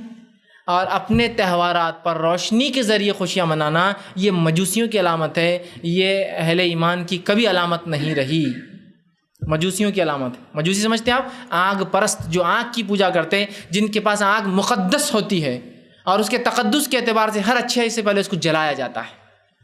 تب چونکہ دیے جلانا میں تو بہرحال مشکل ہے نا، 1000 دیے تو 1000 ٹمٹمیں جلانا، وہ لائٹ جلانا ایک بٹن پہ کتنا آسان، لگایا اور چالو کر دی، ہر جگہ روشنی روشنی بس. تو یہ مشرکانہ عقائد مجوسیوں کا عقیدہ ہے، اور دیگر مشرک اقوام سب کی سب یہ عقیدہ رکھتی ہے، ہمارا نہیں میرے بھائی. تو آتش بازی کرنا، چراغاں جس کو بولتے ہیں، چراغ جلانا کہ میت آتے مردے آتے تو چراغ جلانے سے ہر چراغ کی طرح اٹریکٹ ہوتا ہے. اور اب میں نے کہا چراغ سے تو میت گھر پہ آ رہی ہے، یہ بات تو سمجھ میں آ رہی. پٹاخے کا ہی کو تو بولے پٹاخوں سے بری میتیں برے روحیں بھاگ جاتی، بولے واہ. مطلب انڈیکیٹو کیسا ہے کہ ایکسپلوسیو سے برابر انسانوں کے ساتھ ساتھ روحوں کو بھی تکلیف ہو سکتی ہے. مطلب کہ پٹاخے پھوڑنے سے بولے بد روحیں چل جاتی ہے، اور دیے لگانے سے اچھی روحیں گھر میں آتی ہے. ایسا باپ تھے بہت شرابی تھے برے تھے تو وہ چھوٹ تو ان کو مل جاتی، بولے تو پٹاخے پھوڑنے سے ان کی بد روح دور چلے جاتی. سبحان اللہ. یہ سب مشرکانہ عقائد ہے، یہ سب مجوسیوں کے اور مشرکوں کے عقیدے ہیں. ایسے ایسے پتہ نہیں کتنے مذہب اس میں مکس ہو گئے، بتا بھی نہیں سکتا میں. تو بہرحال یہ اسلامی عقیدہ نہیں. اسی طرح مسجدیں سجائی جاتی ہے، مسجد میں پھول لگائے جاتے ہیں، اور پتہ نہیں کیا کیا پروگرامس ہوتے ہیں. ٹھیک ہے، کوئی بھی اعمال قبول کرنے قبولیت کی شرط یاد رکھیے، اللہ کی کتاب یا اللہ اس کا حکم دے، مطلب شریعت میں اس کا حکم ہو، اس کو خالص نیت سے اللہ کے لیے کیا جائے، اور رسول اکرم صلی اللہ علیہ وسلم کی سنت کے مطابق ہو تو ہی قابل قبول ہے. ورنہ بھول جائیے کوئی عمل قابل قبول ہے اللہ کے پاس. تو رسول اللہ نے کبھی مسجد نبی سجائی، صحابہ نے کبھی مسجد نبی سجائی، صحابہ نے کبھی دیے لگائے، صحابہ نے کبھی آتش بازیاں کی، صحابہ کبھی جاگے مجھے یہ ثابت کر دیجیے تھی، باقی سب چیزیں تو باقی جانے دیجیے. صحابہ کبھی جاگے تھے. ٹھیک ہے، تو بہرحال یہ کوئی اعمال ثابت نہیں. اب ایک بات ذہن میں آتی ہے، چلو یہ سب ثابت نہیں، لیکن رات کی فضیلت تو ہے، یہ بات تو آپ بھی مان رہے ہیں کچھ حد تک. تو فضیلت ہے تو کیوں نہ عبادت کر لیجیے خاموشی میں. چلو مسجد بھی نہیں سجاؤں گا، پٹاخے بھی نہیں، دیے بھی نہیں، کوئی میٹھا نہیں، حلوہ نہیں، نہانا نہیں، کوئی عقیدہ نہیں کہ مردے آتے ہیں، کوئی قبرستان جانا نہیں، کچھ نہیں. تو یہ قبرستان جانا اچھی بات ہے، لیکن بالخصوص 15 کو جانا یہ اچھی بات نہیں. روزے رکھنا اچھی بات ہے، بالخصوص 15 کا روزہ رکھنا یہ سنت سے ثابت نہیں، یاد رکھیے. یہ بولنا چاہ رہا ہوں. ورنہ بہت سے لوگ ہوتے ہیں یہ تو ایصال ثواب کے منکر ہے، یہ تو فلاں کے منکر ہے، یہ تو نماز کے منکر ہے، یہ تو روزے کے منکر ہے. میرے بھائی تیری بے خوفی کو اپنی جگہ رکھ اور بات کو سمجھ. پہلے میں اس ایصال ثواب کا منکر نہیں ہوں، روزے اور نماز کا منکر نہیں ہوں. جس طریقے پہ ہم کر رہے ہیں اس پہ ہم منکر ہیں، اس کے ہم منکر ہیں کہ وہ سنت سے ثابت نہیں. اور ہر چیز کے قابل قبول ہونے کے لیے شریعت میں حکم خالص نیت اور رسول اللہ کا طریقہ ہونا چاہیے. تو رسول اللہ نے منایا کیا؟ کوئی چراغا کیا کیا؟ کوئی پٹاخے پھوڑے کیا؟ کوئی مسجد سجائی کیا؟ کوئی مخصوص عبادتیں کی کیا؟ کوئی قیام اللیل کیا کہ نہیں؟ تو بھی تیرا کرنا یہ بدعت میں شامل ہے. تو بھائی اب عبادت کر لیے تو کیا، خاموشی میں عبادت کروں گا، اکیلے میں عبادت کروں گا. اگر آپ روز عبادت کرتے ہیں راتوں میں تو اس رات بھی کیجیے، بالکل درست. لیکن اگر روز نہیں کرتے تو اس کی حکم نہیں، اس کی اجازت نہیں دی جائیں گے، اس لیے کہ نبی اکرم صلی اللہ علیہ وسلم ہمارے لیے بہترین نمونہ ہے، اور رسول اکرم صلی اللہ علیہ وسلم کے بعد صحابہ ہمارے لیے نمونہ ہیں. ٹھیک، تو کیا رسول اکرم صلی اللہ علیہ وسلم نے ایسا کیا؟ فضیلت اگر وہ ثابت بھی ہوتی ہے تو فضیلت ہے. اعمال کی بات کر رہا ہوں. کیا منایا؟ صحابہ نے کبھی منایا؟ خلفائے راشدین 30 برس زندہ رہے رسول اللہ علیہ وسلم کے بعد، کیا منایا؟ آخری صحابی کا انتقال 110 ہجری میں ہوا، 100 سال میں منائی گئی کوئی ایک رات جس کو یہ لکھا گیا ہو روایتوں میں، آثار میں، تاریخ میں کہ یہ 15 شعبان تھی، صحابہ جاگ رہے تھے، نمازیں پڑھ رہے تھے، اکیلے میں عبادتوں کا اہتمام کر رہے تھے چونکہ اپنے نبی کو انہوں نے یہ کرتے پایا تھا؟ بتائیے نا کوئی ایک روایت. یا برات کی رات تھی، تو برات تو بھول ہی جائے، میں کہہ رہا ہوں دور اس کا الفاظ ہی نہیں ہے حدیث کے اندر. قرآن میں الفاظ ہے، وہ بھی سورہ برات میں بس ایک بار آیا ہے، الفاظ ہی نہیں ملیں گے آپ کو. تو رات کا منانا تو چھوڑ دیجیے. تو یہ کوئی رات ثابت نہیں. آپ رات میں جاگتے تھے نا، تو روز رات جاگتے تھے میرے بھائی، آپ پر تہجد فرض تھی اور آپ ہر رات جاگتے تھے. اور صحابہ میں سے اکثر صحابہ راتوں میں جاگ کے عبادت کرتے تھے، بہت کم تھے جو رات میں عبادت نہیں کرتے تھے. تو پھر تم کہاں سے 15 کو خاص کر رہے ہو؟ ٹھیک، یہ تو بالکل عام بات تھی صحابہ کی. تو کوئی منانا یہ درست نہیں، یاد رکھ. تو اس رات کا منانا بدعت. اس رات میں کوئی خاص اعمال نہیں ہے. اس رات کی اگر فضیلت بھی ثابت ہے تو منانا ثابت نہیں ہے. کوئی روزہ، کوئی نماز، کوئی فاتحہ، کوئی مردوں کا آنا، کوئی قبرستان کی زیارت کرنا یہ ثابت نہیں اور درست نہیں ہے. اگر کوئی کہے کر لیے تو کیا ہوا، تو بہرحال پھر تو اسلام کا بیڑا، شریعت کا بیڑا ہی غرق ہو جاتا ہے. ہر چیز میں کر لیے تو کیا ہوا، کر لیے تو کیا ہوا، 4 کی جگہ 5 رکعت پڑھ لی تو کیا ہوا. تسبیح آپ نے 33 بار بتائی نا سورہ، وہ جو تسبیح فاطمہ ہے 33 کے بدلے 66 بار پڑھ لیں گے، کیا ہوا، ڈبل تو پڑھے نا، کتنا ثواب ملے گا. تو پھر تو اسلام کو وہ اینڈ ہی نہیں ہے. اور مشرکانہ مذاہب اور اسلام میں کوئی حد ہی باقی نہیں رہیں گی، چونکہ کوئی حلال حرام کی حرمت ہی نہیں، جو چاہے کرو، عبادتوں میں جو چاہے کرو، معاملات کوئی لمٹس ہوں گی نا شریعت کی.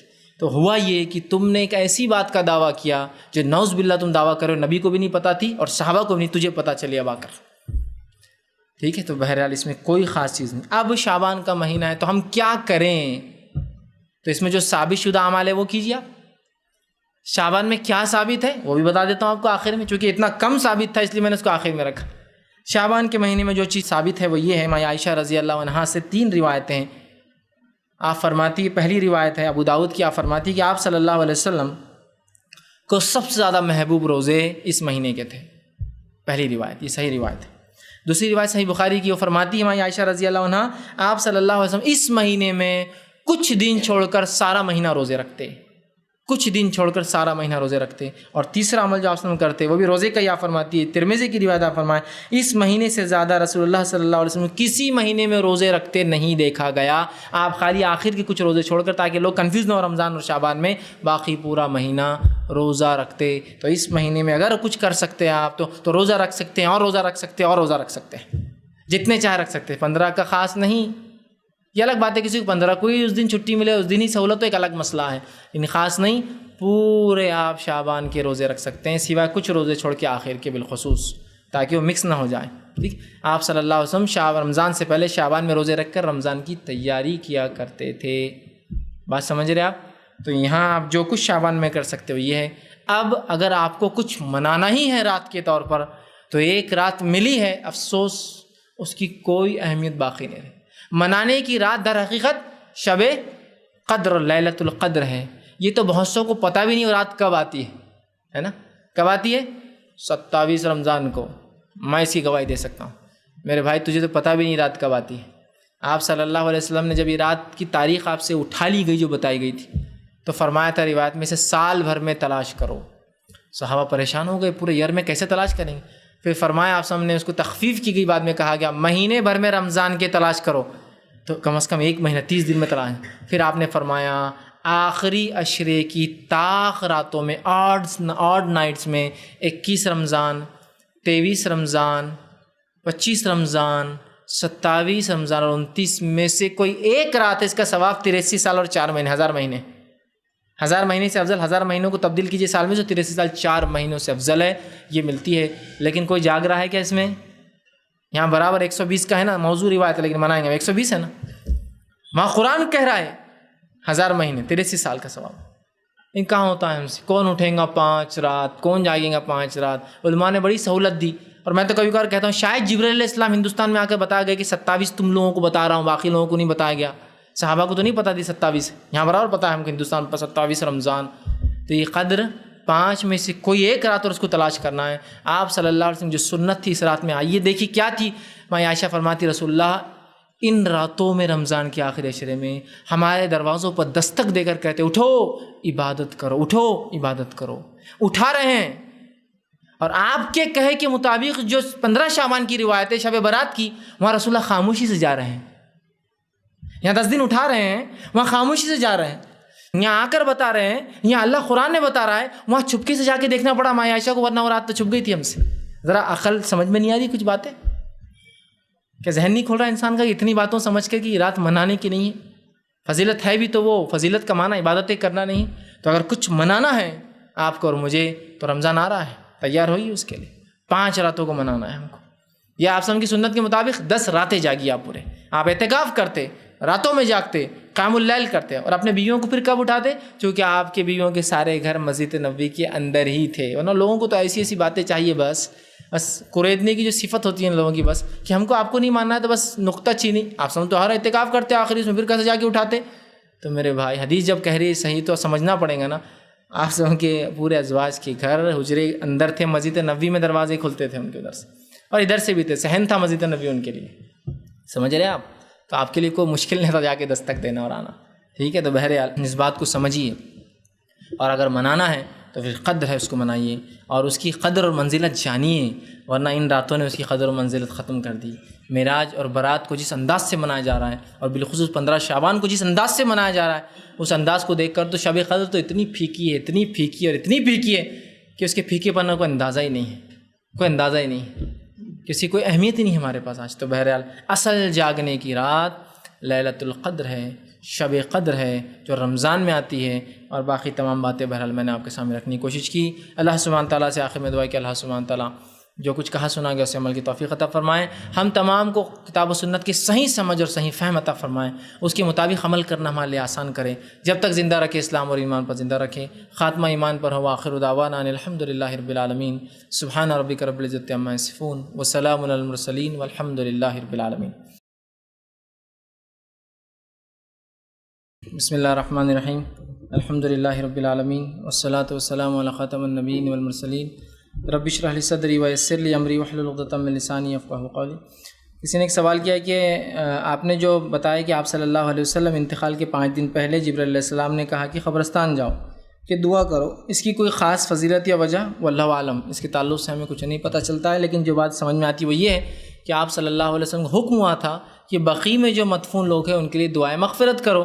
تو ہو سکتا ہے اس میں بہت سارے صحابہ کی مزاریں تھیں، ٹھیک ہے، تو ہو سکتا ہے ان کی مغفرت کے لیے آپ صلی اللہ علیہ وسلم کو بتایا گیا ہو دعا کرنے کا، یا امت کو یہ سکھلایا جا رہا ہو کہ صبح اور شام دونوں وقت قبرستان جایا جا سکتا ہے، اور چاہے انسان کتنا ہی نیک ہو اس کے لیے مغفرت دعا پھر بھی کی جا سکتی ہے. صحابہ تو کتنے نیک لوگ تھے، لیکن اس کے باوجود بھی رسول اللہ کہا جا رہا ہے جا کے ان کے لیے مغفرت دعا کرو. تو یہ تمام باتیں نکل سکتی، لیکن کوئی خاص ان کی فضیلت یا واللہ عالم. لیکن یہ بات تو پتہ چلتی ہے کہ دعا قبرستان میں دنوں رات میں ہو سکتی ہے. قبرستان کو رات میں بھی جایا جا سکتا ہے. بہت سے لوگ جاتے نہیں، یہ پکڑتا وہ چھوتا ایسا ہوتا فلاں ہوتا، تو وہ بھی ایک دلیل ہے. دوسرا یہ کہ کتنا ہی نیک انسان ہو اس کے بعد بھی مغفرت کی دعا اس کے لیے کی جانی چاہیے. صحابہ کے لیے آپ وسلم کرتے تھے، اور اسے صحابہ کی فضیلت بھی پتہ چلتی ہے کہ آپ صلی اللہ علیہ وسلم نے ان کے لیے مغفرت کی دعا کی. یہ باتیں پتہ چلتی ہے، لیکن اس کے علاوہ کوئی خاص وجہ واللہ عالم بالصواب. یا ہو سکتا ہے رسول اللہ کو ایک اشارہ دیا جا رہا ہو کہ آپ کے جانے کا وقت بھی بہرحال قریب ہے، واللہ عالم. لیکن ہم ان تمام چیزوں کے اس تعلق سے نہیں جانتے. جی میرا سوال یہ ہے کہ جیسے آپ نے بتایا کہ شعبان کے مہینے میں اکثر روزے آپ وسلم رکھا کرتے تھے، لیکن ایک جیسے یہ ہے کہ 15 شعبان کے بعد آپ وسلم نے روزے رکھنے کے لیے منع کیا، تو اس کا تھوڑا سا بھائی نے ایک سوال کیا کہ آپ صلی اللہ علیہ وسلم جو ہے شعبان میں روزے رکھتے تھے، لیکن آپ صلی اللہ علیہ وسلم نے منع کیا کہ 15 شعبان کے بعد روزے نہ رکھے. تو دیکھیے، آپ صلی اللہ علیہ وسلم روزے رکھتے تھے، یہ آپ کی سنت اور عمل ہے. لیکن جس شخص کو ڈر ہو کہ وہ کمزوری آ جائیں گی اس میں روزے رکھنے سے شعبان کے، اسے رمضان میں فرق پڑے گا، تو وہ شعبان کے روزے نہ رکھے. پھر دیکھیے دونوں کے لیے جیسا کہ جو منائیت ہے، بلکہ عمر ابن خطاب رضی اللہ عنہ کا معمول تھا کہ آخر شعبان میں لوگ روزے رکھتے تو کبھی کبھار مارتے تھے ان کو.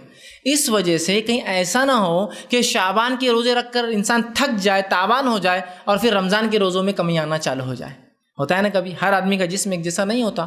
تو اسے بات پتہ چلی جو روزے رکھ سکتا ہے وہ رکھے، جس کو ڈر ہو کہ اس کی صحت اس کا ساتھ نہیں دے سکتی تو رمضان کے چونکہ فرض روزے ہیں تو لہٰذا وہ نہ رکھے. سمجھ رہا ہے بات کو؟ تو یہ دونوں ہی باتیں آتی ہے، جیسا کہ عمر ابن خطاب کے بارے میں آتا، آپ سب نے خود منع کیا. تو یہ اسی معنی میں کہ وہ شخص جس میں کمزوری ہے، ڈر ہے کہ اس کی کمزوری یہ روزوں کی وجہ سے رمضان میں بڑھ جائیں گی اور رمضان کے فرض نہ چھوٹ جائے، تو لہٰذا وہ نہ رکھے. لیکن جس کو ایسا خدشہ بالکل نہیں ہے، اللہ نے صحت، توانائی، طاقت، تندرستی سب دے رکھی ہے، تو وہ ضرور شعبان کے بھی رکھے اور پھر ضرور رمضان کے بھی رکھیں. جی جو یہ راتوں کے تعلق سے جو بدعت ہوتی ہے اور بہت بڑے پیمانے پہ ہوتی ہے، کل ایک نے مجھے سوال کیا کہ اگر یہ غلط ہوتا، حنفیت اگر غلط ہوتی ہے تو پھر اہل حدیث ان کے پیچھے نماز کیسی پڑھتے ہیں، سلفی لوگ ان کے پیچھے نماز کیسی پڑھتے ہیں؟ اس کا مطلب یہ ہے کہ یہ صحیح ہے، تو یہ ایسے بدعتیوں کے پیچھے نماز ہوگی. بھائی نے ایک اچھا سوال کیا کہ کچھ لوگ بدعت کرتے ہیں، اور جب ان سے بدعت کے بارے میں کہا جائے تو وہ کہتے ہیں کہ تم تو کتاب و سنت کے ماننے والا ہو، ہم تو فلاں ہیں بدعتی، یہ فلاں ہیں. تو پھر تمہاری نماز جو کتاب و سنت کو ماننے والے ہیں تو ان کی نماز کیا ہمارے پیچھے ہوں گی؟ اور اگر تم ہمارے پیچھے نماز پڑھتے ہو تو مطلب تم ہم صحیح ہیں. تو دیکھیے سب سے پہلی چیز یہ بات ہم کو سمجھنا پڑیں گی کہ بدعت کے کئی اقسام ہوتے ہیں، کئی قسمیں ہوتی ہیں. ٹھیک، بدعت کے اقسام میں سے صرف ایک بدعت ایسی ہے جس کے کرنے کی وجہ سے آپ اس شخص کے پیچھے نماز نہیں پڑھ سکیں گے، اور وہ بدعت ہے، اس کو کہتے ہیں بدعت مکفرہ. ایسی بدعت جو کفر تک لے جاتی ہو. اور یہ جو بدعتوں کی ہم بات کریں، معراج کی، برات کی، یا نماز کے پہلے کچھ زیادہ بدعتیں نیتیں کر لے رہے، نماز کے بعد کچھ ایکسٹرا بدعتیں کہ سر پہ ہاتھ رکھ کے آیت الکرسی پڑھنا چاہیے، سروں پہ ہاتھ رکھ کر پڑھ رہے ہیں، یا کچھ مختلف ذکر و اذکار جو ثابت نہیں، یا نورو 99 بار پڑھ لو حالانکہ ثابت نہیں، یا قوی جو ثابت نہیں، یا دعائیں. تو یہ ایسی بدعتیں ہیں جو اضافی بدعتیں، مطلب جو ذکر ثابت ہے ان ثابت شدہ اعمال میں اضافہ کر رہے ہیں، کوئی نئی چیز ایجاد نہیں کر رہے ہوں. سمجھے؟ ثابت شدہ اعمال، جیسا نماز تو ہے، اضافی الگ ہی نمازیں پڑھے جو رسول ثابت نہیں، ذکر تو کر رہے ہیں، اضافی ذکر کرے جو سنت ثابت نہیں. تو یہ بدعتیں کفر تک نہیں لے جاتی، اور جو شخص بدعت مکفرہ نہیں کرتا ہے تو انشاءاللہ عزیز اس کے پیچھے نماز ہو جائیں گی. اس کی دلیل میں صحابہ کی زندگی سے دیتا ہوں. صحابہ کے زمانے میں جو ہے ایک مرتبہ جو خلیفہ تھے عبد الملک بن مروان، ٹھیک، یہ جب خلیفہ تھے تو ایک مرتبہ یہ عید کی نماز سے پہلے خطبہ دینے کے لیے جانے لگے۔ کیوں؟ اس لیے کہ ان سے کچھ لوگ ناراض تھے، اور عید کے بعد چونکہ عید کا خطبہ ہوتا ہے اور عید کا خطبہ سننا چونکہ واجب نہیں ہے، بہت سارے لوگ اپنی ناراضگی بتانے سے اپنے خلیفہ کو عید کا خطبہ نہ سن کے چلے جاتے۔ تو عبد الملک بن مروان نے یہ سوچا میں عید کا خطبہ پہلے ہی دے دوں گا، اور وہیں سے عید کا خطبہ پہلے چلا رہا، میں پہلے دے دوں گا تاکہ لوگ مجبوراً سننے کو بیٹھیں گے، ہے نا، نماز کے بعد جاتے۔ تو اس نے عید کے خطبے کے لیے جب کھڑا ہوا تو صحابہ نے پیچھے سے گریبان پکڑ لیا کہ کہا تم یہ کام نہیں کر سکتے ہو، لیکن اس نے ان کا گریبان ہاتھ جھٹک کر جا کر کھڑا ہو گیا اور خطبہ دیا، لیکن ایک بھی صحابہ عیدگاہ چھوڑ کر واپس پلٹ کر نہیں گیا ادھر، چونکہ امت کی اجتماعیت سب سے اصل ہے، کہ تو اس نے ایسی بدعت نہیں کی جس سے وہ کفر تک جا رہا تھا۔ بدعت تھی، خطبہ تو دینا سنت ہے، اس نے ایک بدعت کیا کہ پہلے دیا، لیکن یہ کفر والی بدعت نہیں تھی، لہٰذا صحابہ کا اس کے پیچھے بیٹھے رہنا اس چیز کی دلیل ہے کہ صحابہ نے اس بدعت کی وجہ سے، ابتدائی کرنے کی وجہ سے اس کے پیچھے نماز کو نہ پڑھنا اپنے اوپر جائز قرار نہیں دیا۔ تو لہٰذا ایسا کوئی بھی شخص جو مشرک نہ ہو کھلا، یہ نہیں کہ ایسا ہو سکتا ہو ایسا ہوگا، کھلا، اور اس کے علاوہ اگر بدعتیں کرتا ہوں تو وہ کفر تک نہ جاتی ہو تو اس کے پیچھے نماز پڑھنا انشاءاللہ عزیز درست ہوگا۔ اگر ہم ایسا نہ کریں تو ہم، ہاں یہ الگ بات ہے کہ آپ کے پاس دو مزید کے آپشن ہیں، ایک جگہ کتاب و سنت والا پڑھاتا ہے، دوسری جگہ ایک آدمی جو بدعت کرتا ہے، تو یہ تو بیسٹ آپشن آپ کے پاس۔ لیکن کچھ علاقے میں جانتا ہوں جہاں 100% مساجد میں، مطلب 100 مسجد ہے تو ایک بھی مسجد ایسی نہیں جو کتاب و سنت کی ماننے والی، تو کیا کریں؟ نمازوں کو چھوڑ کے پورا ثواب ضائع کریں؟ اچھا فرض نمازوں کو تو ٹھیک ہے، 3 جمعہ نہ پڑھے تو آپ نے فرمایا اس کے دل پہ مہر لگ جاتی، پھر کیا کرے جمعہ کا، ہے نا؟ اور عیدین کے لیے تو آپ کو عیدگاہ میں حائزہ کو جانا ہے، تو پھر ہم لوگ کیسے نہیں جائیں گے؟ سمجھ رہے؟ تو یہ ایک الگ مسئلہ ہے۔ تو اگر وہ کفر نہیں کرتا تو نماز ہو جاتی، تو ان کو سمجھائیے یہ آپ کی بدعت ہے، اس کو میں بدعت ہی مانتا ہوں، لیکن چونکہ کفر تک نہیں لے جاتی اس لیے پڑھ رہا ہوں، جس دن کفر والی کرو گے تو ورنہ یہ بھی چھوڑ دوں گا تمہارے پیچھے پڑھنا، اور جن کے پیچھے آپ نہیں پڑھتے اس کی وجہ بتانا، ورنہ وہ بھی میں ان کے پیچھے نہیں پڑھتا ہوں اس لیے کہ وہ ایسی بدعت کرتے ہیں جو کفر تک لے جاتی ہے، جس کا کوئی وجود ہی نہیں ہے، کوئی چیز نہ تھا سنت بلکہ ایجاد کردہ ہے۔ تو بہرحال ان کو سمجھائیے۔ اور بہت سی بار میں یہ بار بار کہتا ہوں، امام مؤذن یہ کبھی کبھار دبے ہوئے ہوتے ہیں بیچارے، مسجد کمیٹی فلاں اور فلاں اور فلاں، ماحول معاشرہ لوگ، تو یہ بھی سمجھنا چاہیے کہ اس کا عقیدہ اگر درست ہے اور مجبوراً بیچارے کچھ بولنا پڑتا ہے، کھڑے ہونا پڑتا ہے، اس مجبوری کو سمجھتے ہوئے آپ اس کے پیچھے نماز پڑھنے میں انشاءاللہ عزیز کوئی حرج نہیں ہوگا جب تک وہ کفر نہیں کرتا۔ جی سوال موضوع سے ہٹ کے ہے، اگر کوئی لوگ گھر خریدتے تو بیانہ وغیرہ لوگ دیتے اور تاریخ مقرر کرتے کہ فلاں تاریخ پہ ہم دے دیں گے، لیکن وہ تاریخ پہ دے نہیں پاتے، تو وہ بولتے کہ بھائی بیانہ بھول جاؤ جو دیے تھے تم، کہ آپ نے وعدہ کرے تھے اور وعدے کی اسلام میں اہمیت۔ دیکھ بھائی نے ایک سوال کیا کہ جب لوگ گھر لیتے تو اس سے پہلے کچھ بیانہ دیتے ہیں، اگر چیز مل جاتی گھر لے لیتے ہیں اس وقت تک تو ٹھیک، اگر اس وقت پہ نہ لیا جائے تو سامنے والا بولتا ہے بھائی یہ پیسہ بھول جاؤ، اس کی کیا حقیقت ہے؟ دیکھیے ایسا کرنا اور نہیں کرنا درست اور غلط دونوں ہیں بیک وقت، وہ کیسے میں سمجھاتا ہوں۔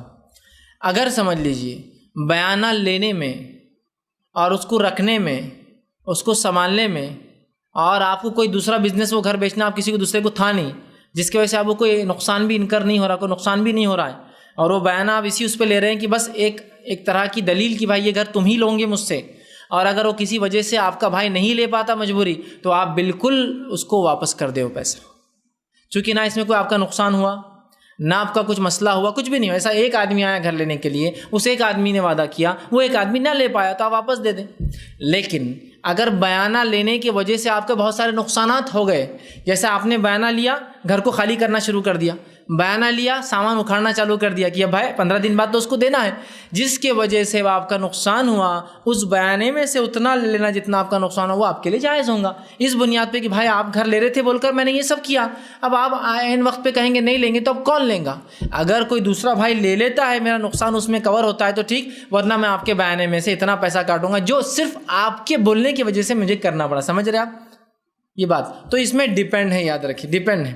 اگر آپ کا کوئی نقصان نہیں ہو تو میں کہوں گا آپ بالکل واپس کر دیں، اس لیے کہ آپ سنیں کہ ایک روایت حدیث سے آپ نے فرمایا کہ اگر کوئی شخص کسی کو کھیت دے، ہوتا ہے نا کھیت فصل کی حد تک کھیت دے دیتے ہیں، جیسا کہ موسم بھی آ گئی بھائی اب آپ میرا کھیت ہراضی کر کے لے لو، اس کے بعد آپ وہ کریں گے، آپ نے فرماتے کوئی دے، اور اگر اس میں فصل خراب ہو جائے تو مالک کا کام ہے کہ اس کو اس کے پیسے واپس دے دے، چونکہ جھاڑ تو تمہارے تھے، فصل تو اصل تمہاری تھی، وقت پہ تم نے بیچا اور تبھی بارش آن پڑی، تو اپنا بھائی وہ تو بالکل دیوالا نکل جاتا نا اس آدمی کا، تو آپ نے فرمایا تو اس کا پیسہ دے دو، اس لیے کہ اس نے کچھ بھی فائدہ نہیں اٹھایا نا تمہارے مال سے، ہے نا. تو یہ بات سمجھنا چاہیے. اب ہم بہت سے لوگ ضد کرتے ہیں بول کر سامنے والا بھی پھر وہ کرتا ہے. ایسا ایک مثال دیتا ہوں. ایک صاحب نے بیانہ لیا کہ بھائی آپ کا گھر میں بنا کر دوں گا، کنسٹرکشن کے لیے ایڈوانس بیانہ بھی لیتے ہیں نا اس کے لیے.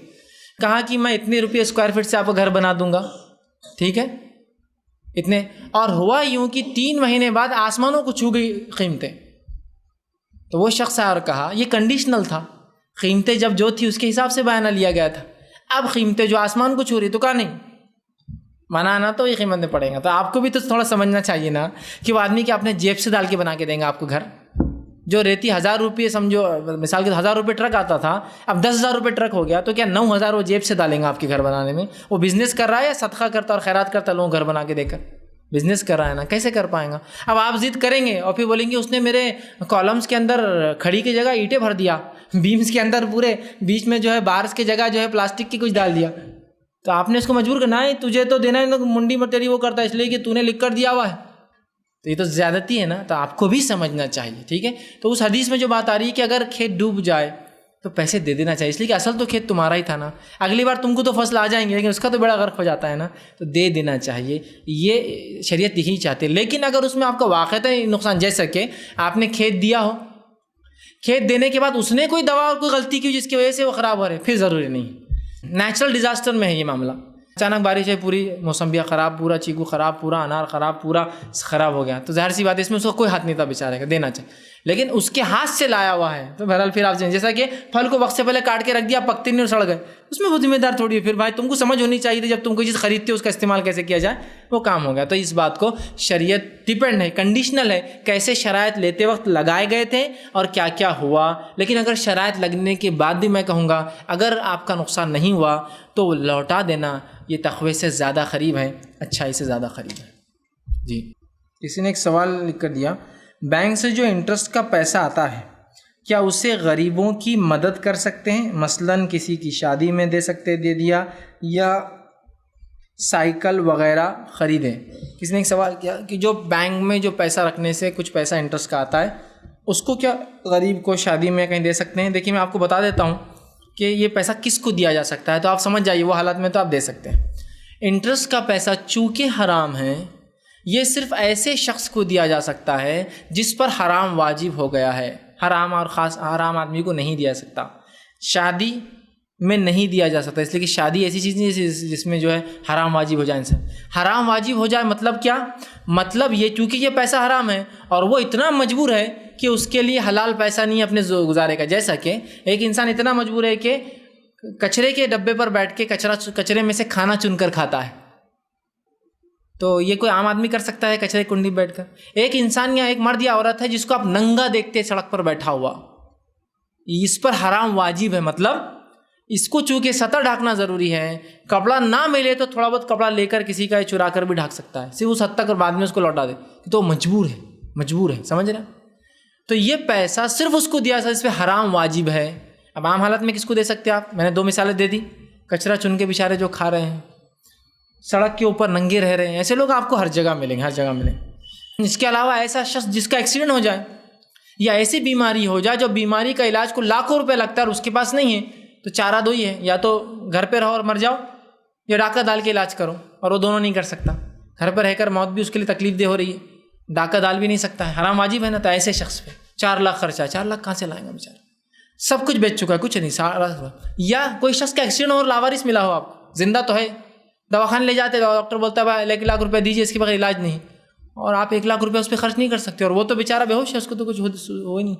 یا اگر ہوش میں بھی ہے تو بول رہا ہے میں بس پیسہ ہی نہیں، میں گھر سے نکلا تھا ویسے ہی بے گھر ہوں، میں فلاں. اب کیا کریں گے؟ تو ایسے آدمی کے لیے حرام واجب ہے نا، یا تو چوری کر کے علاج کرائے تو مر جائے.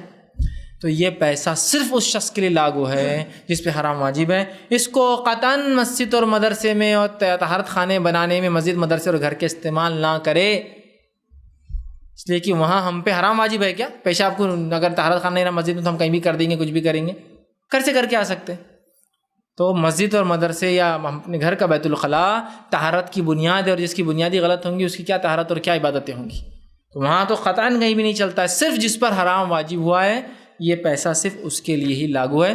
تو آپ ایسے لوگوں کو ڈھونڈیں اگر ہو تو اور ان تک پہنچا دے. نہ ملے تو پیسہ رکھیے, جب بھی ایسے لوگ مل جائے تب ان تک لے جا کرو پیسہ پہنچا دیجیے. اور یہ غلط فہمی لوگوں کی بھی ہوتی ہے کہ بھائی پیسہ اگر بینک میں ہے انٹرسٹ کا, اسے لینا ہی نہیں چاہیے, وہیں چھوڑ دینا چاہیے.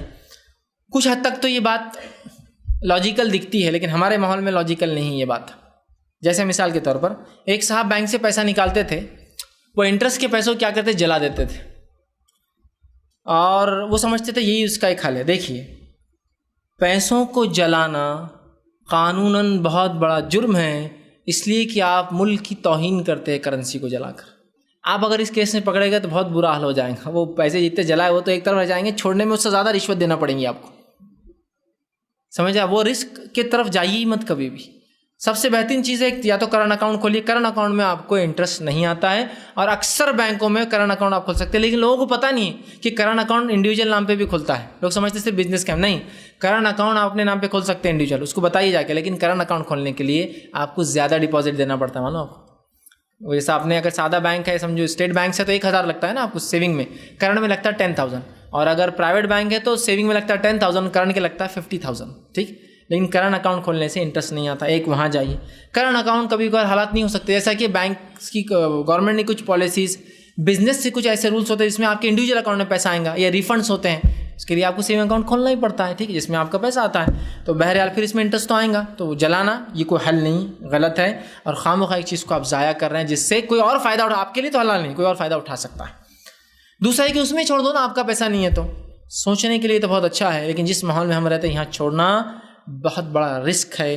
اس لیے کہ جو پیسہ وہاں چھوڑا جاتا ہے, اس پیسے کے ڈسبرسمنٹ کی ذمہ داری جب بینک لیں گا تو ظاہر سی بات ہے وہ جہاں چاہے وہاں خرچ کر سکتا ہے. جیسے کہ کچھ لوگوں نے اسٹیٹ بینک آف حیدرآباد جو اورنگ آباد میں کھلی تھی, دور کی مثال نہیں, اورنگ آباد کی دے رہا ہوں, تو وہاں پیسہ جمع کیا اور کا ہم کو نہیں چاہیے, چونکہ اکثر مسلمانی امپلائیز تھے اور مسلمانی لوگ اکاؤنٹ کھولتے تھے. اسٹیٹ بینک حیدرآباد کا تھا نا نظام, جو حکومت گئی تو جو حکومتیں انڈیا میں تھی جب ختم ہوئی تو ان کے اسٹیٹ بینک گورنمنٹ بناتی کہ تاکہ وہ ریونیو اس میں ڈالتی. اسٹیٹ بینک آف اندور ہے, جے پور ہے, حیدرآباد ہے, اسٹیٹ بینکس تھے. حیدرآباد سب سے بڑی اسٹیٹ بینک تھی. تو بہرحال مسلمان تھے اس میں, تو کہا اسٹیٹ بینک مینیجر کو کہ آپ ہی ڈسبرس کر دیجیے, چونکہ وہاں ہوتا یہ کہ آپ کو اس کو لکھ کر دینا پڑتا ہے, ایک چیک دینا پڑتا ہے, پھر وہ پیسہ نکالتا ہے آپ کا. تو پیسہ تو آپ ہی نکال رہے ہیں, نام پر تو آپ کے ہیں, لیکن استعمال وہ اپنی چوائس سے کرتا ہے. آپ اندازہ لگائیے, اس کو تو شرعی کوئی علم ہے نہیں بیچارے کو, مسلم غیر مسلم کوئی بھی ہو سکتا ہے, وہ کہیں بھی خرچ کرے گا. بلکہ ایک صاحب بتانے لگے کہ میں نے اسٹیٹ بینک میں 1980 سے میرا اکاؤنٹ تھا, اور اس کو میں نے ذمہ داری دے دیا تھا کہ ہر بار کتنا انٹرسٹ ہوتا ہے بولنا, چیک لے لینا مجھ سے. وہ لیتا رہا, اور مجھے بعد میں کچھ زمانے بعد ایک ریسپٹ آئی, اور ساتھ میں ایک لیٹر آیا شکریہ کا, ایک ایسی تنظیم سے جو مسلمانوں کے خون بہانے میں سب سے بڑا ہاتھ ہے اس کا ہندوستان میں, کہ شکریہ آپ اتنے سالوں سے ہم کو پیسہ ڈونیٹ کرتے آ رہے ہیں. چونکہ دیکھیے وہ پیسہ جو اکاؤنٹ میں آتا ہے وہ بغیر آپ کی اجازت کے نکالا جا ہی نہیں سکتا. اس کو تو آپ کی پرمیشن سے چیک دیں گے. سمجھو 2,000 انٹرسٹ کا آپ دے رہے, تو کچھ لوگ بولتے ہیں بینک میں رہنے دو یا بینک کو بولو خرچ کرو, تو دینا تو نکال کر آپ کو ہی پڑتا ہے. تو کیوں نہ ایک حرام چیز کو اور حرام جگہ لگنے سے اچھا ایک حرام چیز کسی بھی حرام واجب ہے اس پہ لگے. آپ کے خون بہانوں کے والوں خلاف ہی وہ تنظیم جاری, جو آپ کو مار رہے ہیں اور ان کے خلاف جاری ہے نا. تو بہرحال اس بات کو سمجھیے. یہ ایک دوسرا اگزامپل, جب ہندوستان کے اندر بینکنگ سسٹم آیا, برٹش گورنمنٹ نے لائی, تو علماء نے فتویٰ دیا کہ انٹرسٹ حرام ہے, اور بات صحیح تھی.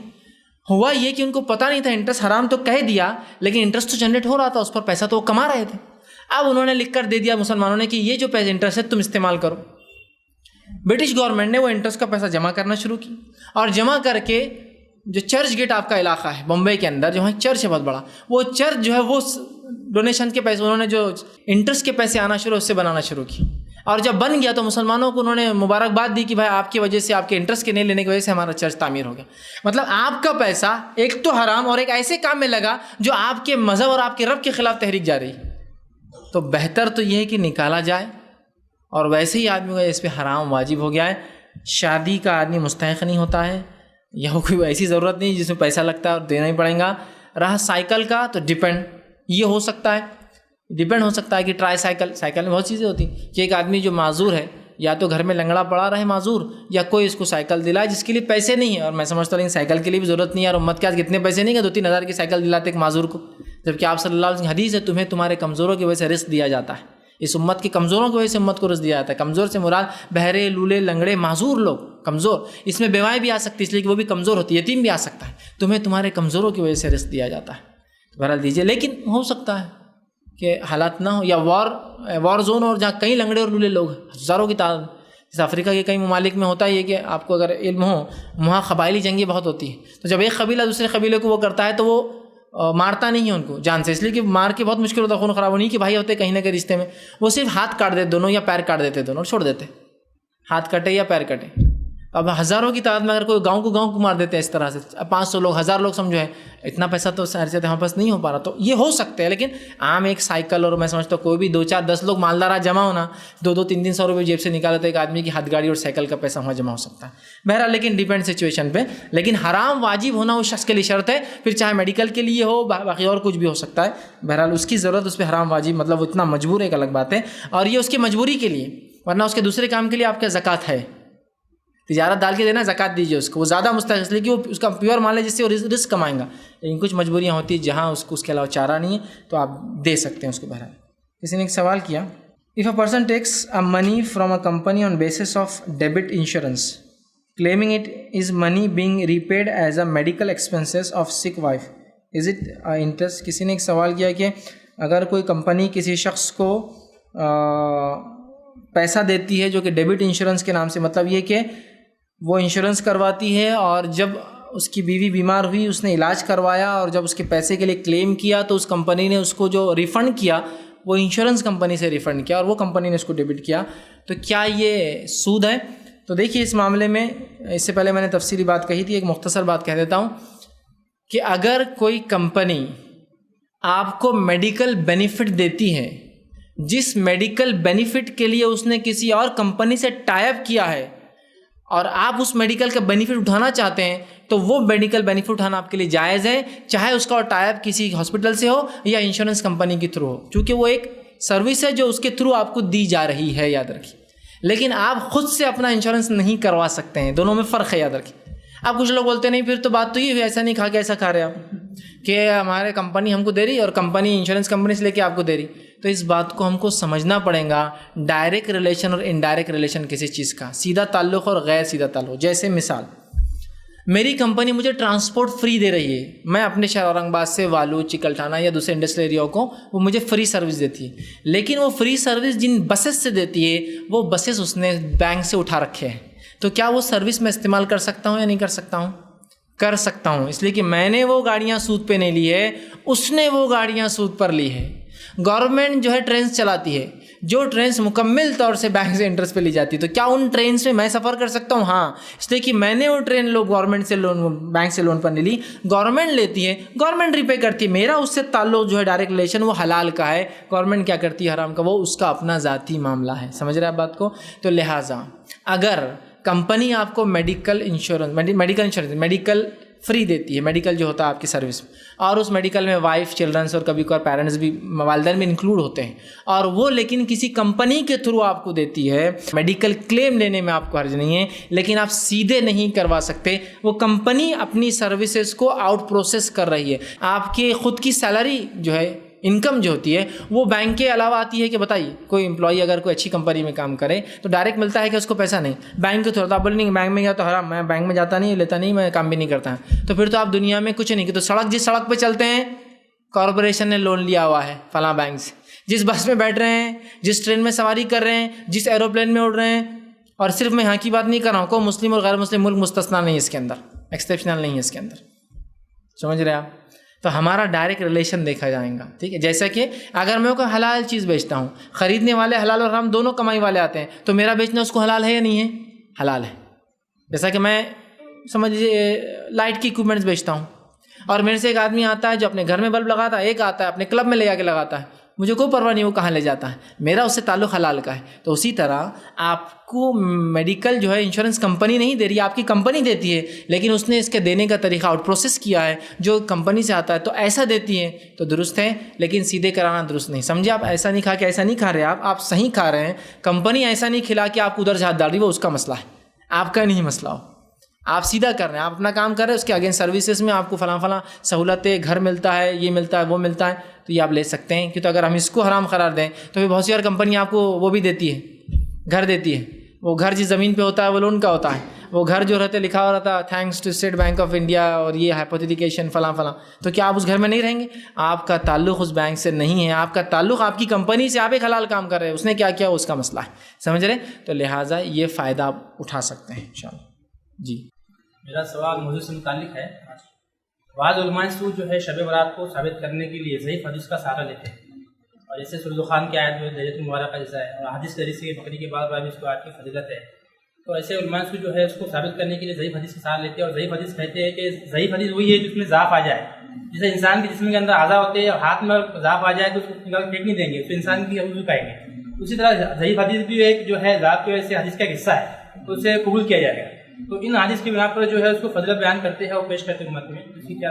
بھائی نے ایک اچھا سوال کیا کہ بہت سے علماء جو ہے جو جانتے بوجھتے کتاب و سنت سے انحراف کرتے وہ علماء سو ہوتے ہیں، جو غلط طریقے پہ ہوتے ہیں، تو ایسے لوگ کیا کرتے ہیں ضعیف حدیثوں کو لیتے اور کہتے ہیں ضعف تو حدیث میں ہے، جیسا کہ انسانی جسم میں اگر کوئی ضعف کمزوری آ جائے تو اس سے کوئی فرق نہیں پڑتا، تو لہٰذا ضعیف حدیث بھی تو حدیث کا ایک حصہ ہے، تو بہرحال اس کو لے کر وہ بیان کرتے ہیں۔ تو میرے بیان میں دیکھیے میں نے ضعیف اور صحیح دونوں کا دلائل دے دیا۔